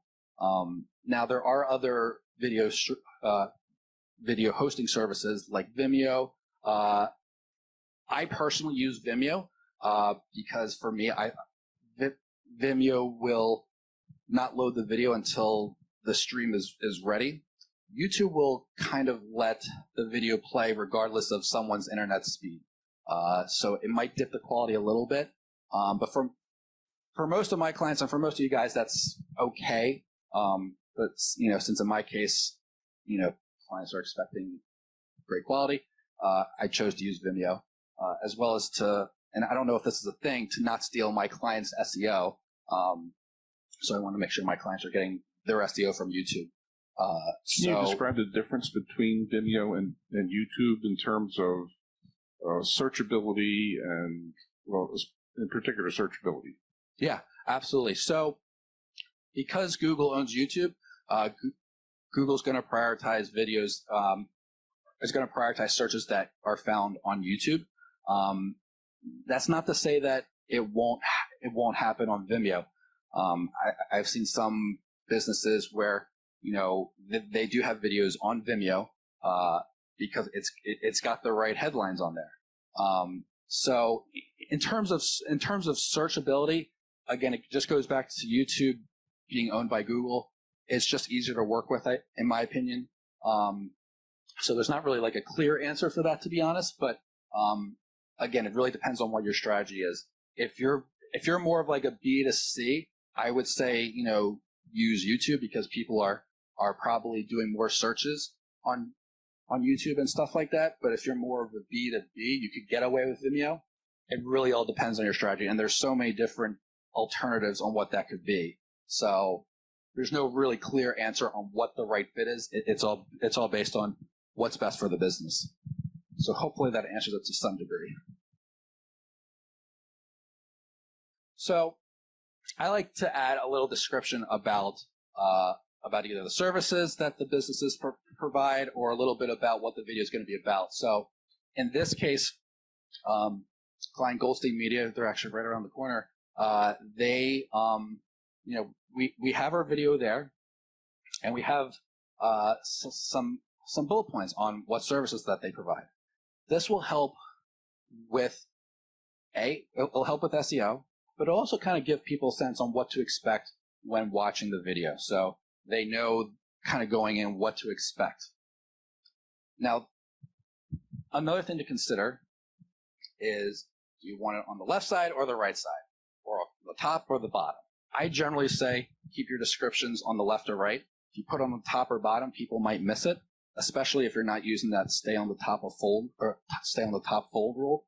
So keep it on the left or right, depending on your strategy with the designing of the site. Avoid autoplay. If you do have to use autoplay, make sure the video is off. So how many of you have been to a website where you're trying to read something and yeah, go for it. Oh, okay, you're agreeing, yeah. So you've been to a website and you're just really scrolling around, and suddenly you hear this obnoxious music and you're hearing all of this voices, and you're like, oh my God, what is that? That is because someone put their video on autoplay. And the first thing that people generally do is they try to find the video and they click pause. I kind of like the analogy of you're kind of breaking into someone's home when you do that.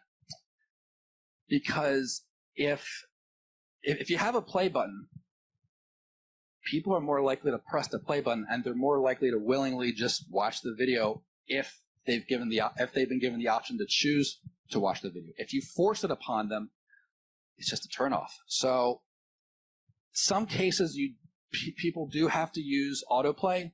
In this case, my client's web designer, they recommended for some reason to have the video in their website.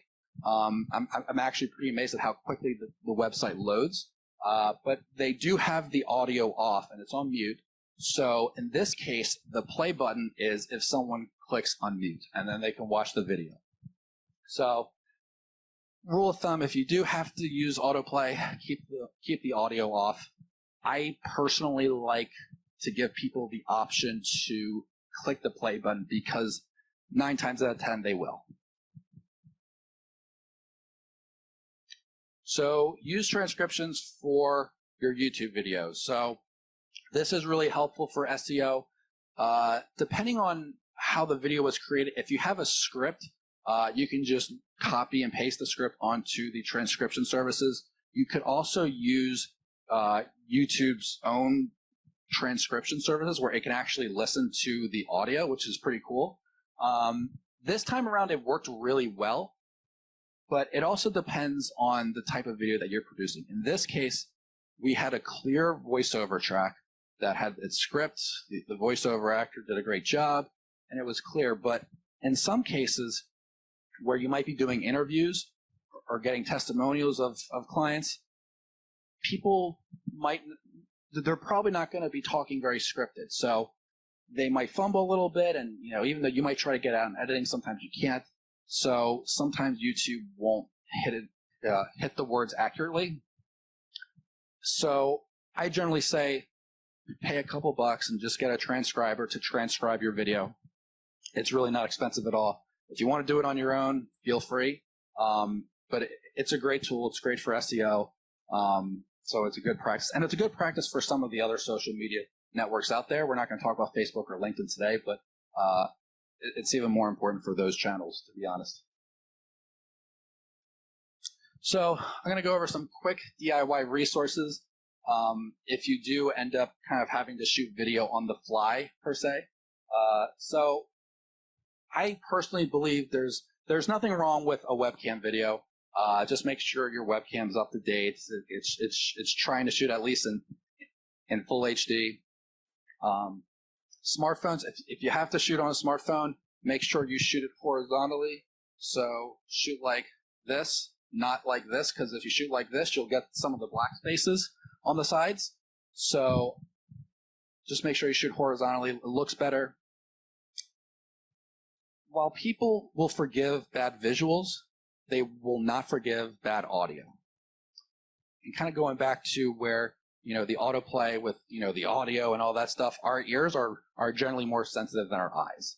So if you're sounding like, you're I don't know if this is working very well for bad audio, but if you've got something in the background that's like really noisy, or if you've got, a microphone that's scraping on your shirt the whole time, people are going to get turned off by that and they'll move on to the next thing. So invest in some good, clean audio. B&H Photo has some really great options. I personally like Sony products for wireless options, but it also depends on what your budget would be. Next, after you're done filming, a good editing resource is Camtasia. I've been told by other non-professionals that it's easy to use, and when creating videos, you want to make sure it's easy to use because you've got probably millions of other things you got to get done. So you don't want to spend too much time editing your videos on something more complicated. And then last, but if you are going to be doing any screen recordings, I love ScreenFlow. ScreenFlow is a great tool. It captures your screen in high quality. It also captures really great sound too.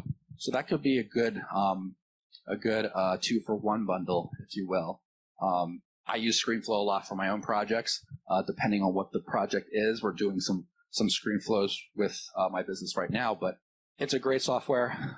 It's not super expensive, and it's easy to use.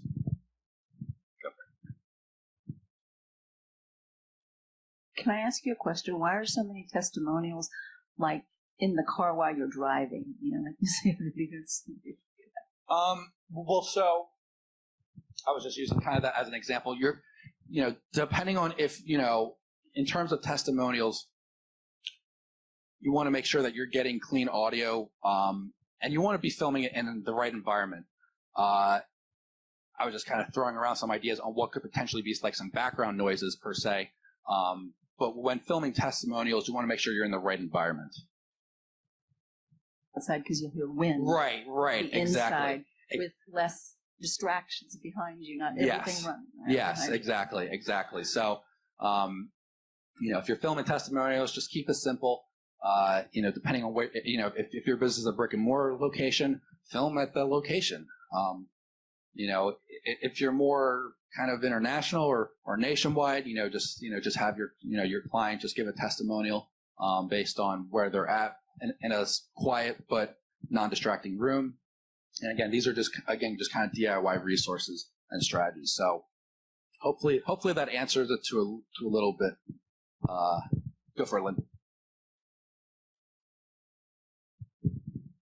Do you want to touch base on transcription with regards to building SEO when there's a video? So I can touch on a little bit. You want to make sure, so when creating your videos, and especially if you've got something that's a little more scripted, like a voiceover, you want to make sure that you're using certain keywords, because when you are creating that transcription, those keywords, especially if you're local, like Doylestown, PA, or Philadelphia, PA, or that kind of thing, that's going to help Google really analyze the words. But again, it really just stems down to making sure that everything's locked down in pre-production. So if you do have a script, you want to make sure that, you know, it's perfected, and to make sure that if you are going to rely on the transcriptions, that you're going to use those certain keywords, because that'll be really helpful. So hopefully that answered to a degree. And you can insert keywords into the transcript that are not in the video. Correct. You certainly can. And you can also use, you know, the keywords in the description about the video as well. You know, we didn't talk about that too much today, but when you're creating your YouTube video for like your title and description about what the video is about, you'll want to make sure that you're using those keywords as well. Hopefully that answered that.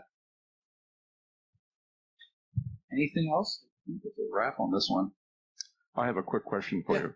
If somebody approached you and said, I need a 90-second video for my business, what would the range of the cost be for doing that? So I'm going to sound like that H&R Block commercial. Yeah, it depends, but it really can. I've had projects where... What's the range?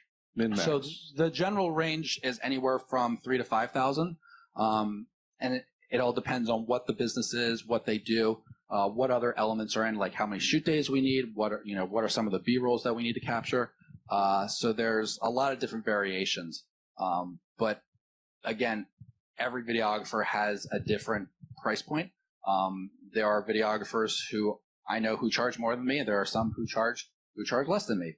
I would say if you're, depending on the type of video that you're producing, the cost can range. And just as an FYI, since you used FYI before, businesses generally should plan a budget of 10 to 30% of their sales for marketing costs. And all the things we've been talking about today would be included and much more in marketing costs. So if you thought WordPress and videography and SEO and all of that was free, it's not. It takes time and money and effort and expertise. And I think you're beginning to see the skill level that it takes to really have success at doing this. Would you nod correct? Absolutely. Would you think so? Absolutely. Okay. Absolutely. It's great. Now, except that in case of Tom's websites, they're not only joking. You're right. Building 3 websites in 3 hours. But Yeah, I mean, there's just, again, there's a lot of elements, and there's times I know, like my mentor, he'll do $10,000 videos, and it might only take him a day to film and a day or two to edit, but he's kind of established himself as the subject matter expert in Austin, to be that guy because he's established a reputation.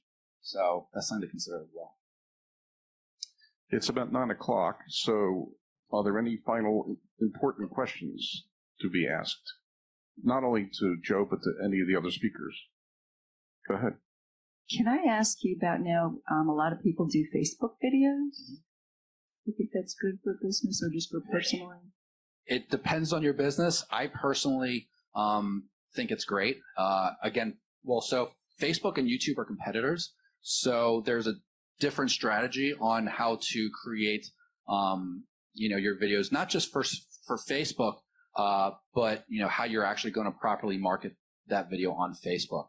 So I would say don't use a YouTube link for Facebook because they're competitors, but upload it natively, that kind of thing. But there's also a difference between, are you making a video for Facebook for just uploading it directly, or using video for Facebook ads? Because Facebook ads is a totally different realm. And with that, you really want really short videos. Like I'm talking like under 60-second type videos, because people's attention spans with Facebook ads, they get shot really quickly. So hopefully that answers that. Yes, grab the mic, please. Earlier, you were talking about the difference between WordPress.com and WordPress.org, which I have access to both. But I just wanted to clarify. I know about the WordPress.com. What about as far as WordPress.org? Are they both free to use to build your site on? That's a good fact. So WordPress.com is very inexpensive. I don't know if it's entirely free. I don't use it myself for websites. And then in terms of WordPress, your self-hosted websites, your outlay of costs at a minimum is your hosting cost.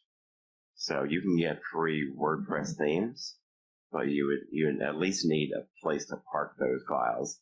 So web hosting, you're generally talking about $10 a month for hosting fees. Well, there are free WordPress themes that you can upload and use on your hosted platform. And then in terms of if you have the temperament and time to do your own website, then you're basically, using your own time to build that site. So at a minimum, in terms of whatever dollars you would need to spend, you have to spend it at least for hosting. Okay, so that's your $10 there. But what about WordPress.org? Now, WordPress.org, I haven't used it, so I don't know if there's a...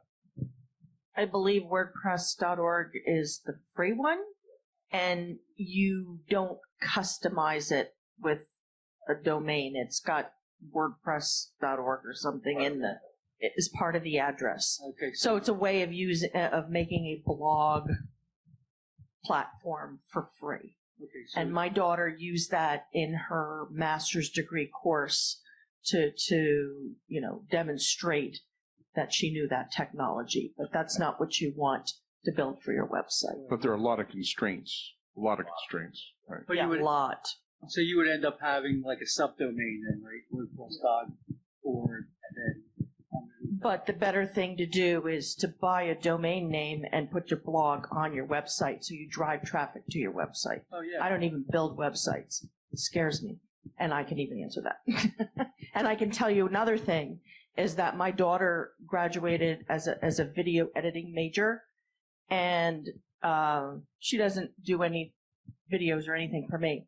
But if you want to put videos on your website, you need a professional videographer. You do not want to put a video from your phone on your website. Okay for social media posts, but you definitely need a professional that knows what they're doing. The resolution.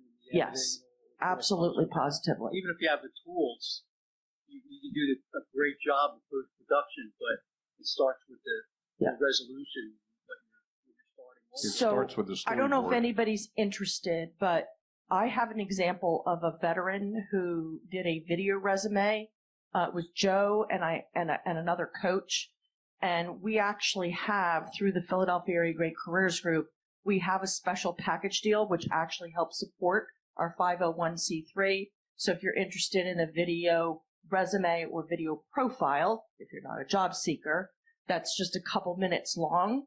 And if we have, a certain number of people at the same time, so the equipment gets set up at the same time, talk to me. We have some really great deals that you couldn't touch as a solo person looking for that service, right? So there's power in numbers. So the bottom line is that you're better off going with WordPress.com all the way around in terms of the site. Right. The domain. Mike? I kind of have the opposite view on that. I have a blog on WordPress.com that is free, and I'm actually in the process of moving it to WordPress.org. Or maybe we got them reversed. Yeah, so I think maybe WordPress.org is more powerful. But WordPress.com, like I said, my site is free now. To augment it and upgrade it, they want to sell you something. Right. So rather than pay them for that upgrade, I decided to buy a domain and just move it to WordPress.org. Yeah, that's it. We had them reversed. Sorry about that. You're not actually moving it to WordPress.org. You're Building it a to new the site. hosting, as he talked about. Well, I was told there's a way through this company. It's called All-in-One does WordPress migration. It's a plugin. So yeah, it's just a plugin. But it allows you to migrate your entire site, and it gives you a backup you can download. Your hosting service can do that for you. Okay, any other questions? I got a couple closing announcements. I know we're over time here. Any other questions that anybody has? Okay. Sure. Yeah, great position. So this one, I don't know who it would be directed to. I guess it's a combination of the SEO and so when I was setting up my initial website, somehow in the communication with the person who I was hiring, at that same time that I was securing the domain name, Google purchased the .com and .org version of the domain name, and I ended up with the .net. I have it down. So it was August of last year, August 15th, and that same week we purchased it. Should I wait to this August and try to purchase it back from Google, or do I just start building SEO now and just stick with the .net? What impact would it have in the long run? I have a story to kind of counter that, and then I think Tom's going to chime in. I went to GoDaddy to buy LynneWilliams.com, and I didn't purchase it right then and there for $10, $18, whatever it was at the time. I went back 2 weeks later, and I went to purchase LynneWilliams.com. They said $2,700. So words of wisdom is when you think of a domain name, my suggestion would be to have about 8 tabs open on your computer so that you've got Twitter first. So you check a handle and you check a hashtag. You go to Instagram, you check a handle and hashtag. You go to Facebook, blah, blah, blah, blah, blah, blah, blah, all across the board. And once you've sort of figured it all out and you can brand yourself across all social media platforms, the same, where there's not negative types of hashtags used by other people that you would want to use. Maybe you can create your own unique hashtag, but buy the domain when it's hot. So I'll pass this on to some other experts. Before you search on the Whois, for domains on GoDaddy or even do whois.com to see if it's available. All those sites are owned by the people that store and sell those domains. So as soon as they think that there's a demand for that domain, they might scoop it up so that you have to spend money. The correct way to search a domain is to use the icon directory to get the exact domain URL that you have to search. But there is an international directory that whole purpose is the directory. So you can look it up there and see if the domain name that you want in .net or .com or .whatever is available before you start searching on the selling sites. And if it is available, to Lynn's point and to your experience, once you search on the places that you can buy it, if you know you want it, buy it at that point. I think it's ICANN, not ICON. Yeah. ICANN. ICANN. Yeah, the issue with domain purchasing is relevant. If you have an idea, buy the name. It costs $8.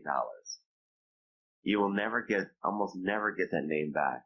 Even if someone else has taken that name and it comes up for renewal, you almost never will get that name back. Because if someone has had that name in the past, then there's a higher price associated with that name. Yeah, it was like lesson one of a budding entrepreneur. You know, like I didn't think it would actually happen, but it did. Yeah, I had the exact same experience that Lynn had. I had a client that I found a domain name for, a great name. I told the client this name. They sat on it. It was gone. So. Okay, I think we're going to wrap up. We didn't give a round of applause to Joe. Oh, yes, absolutely. So let's give a round of applause, Joe. And let's give a round of applause to Lynn. Great job, Lynn. All right.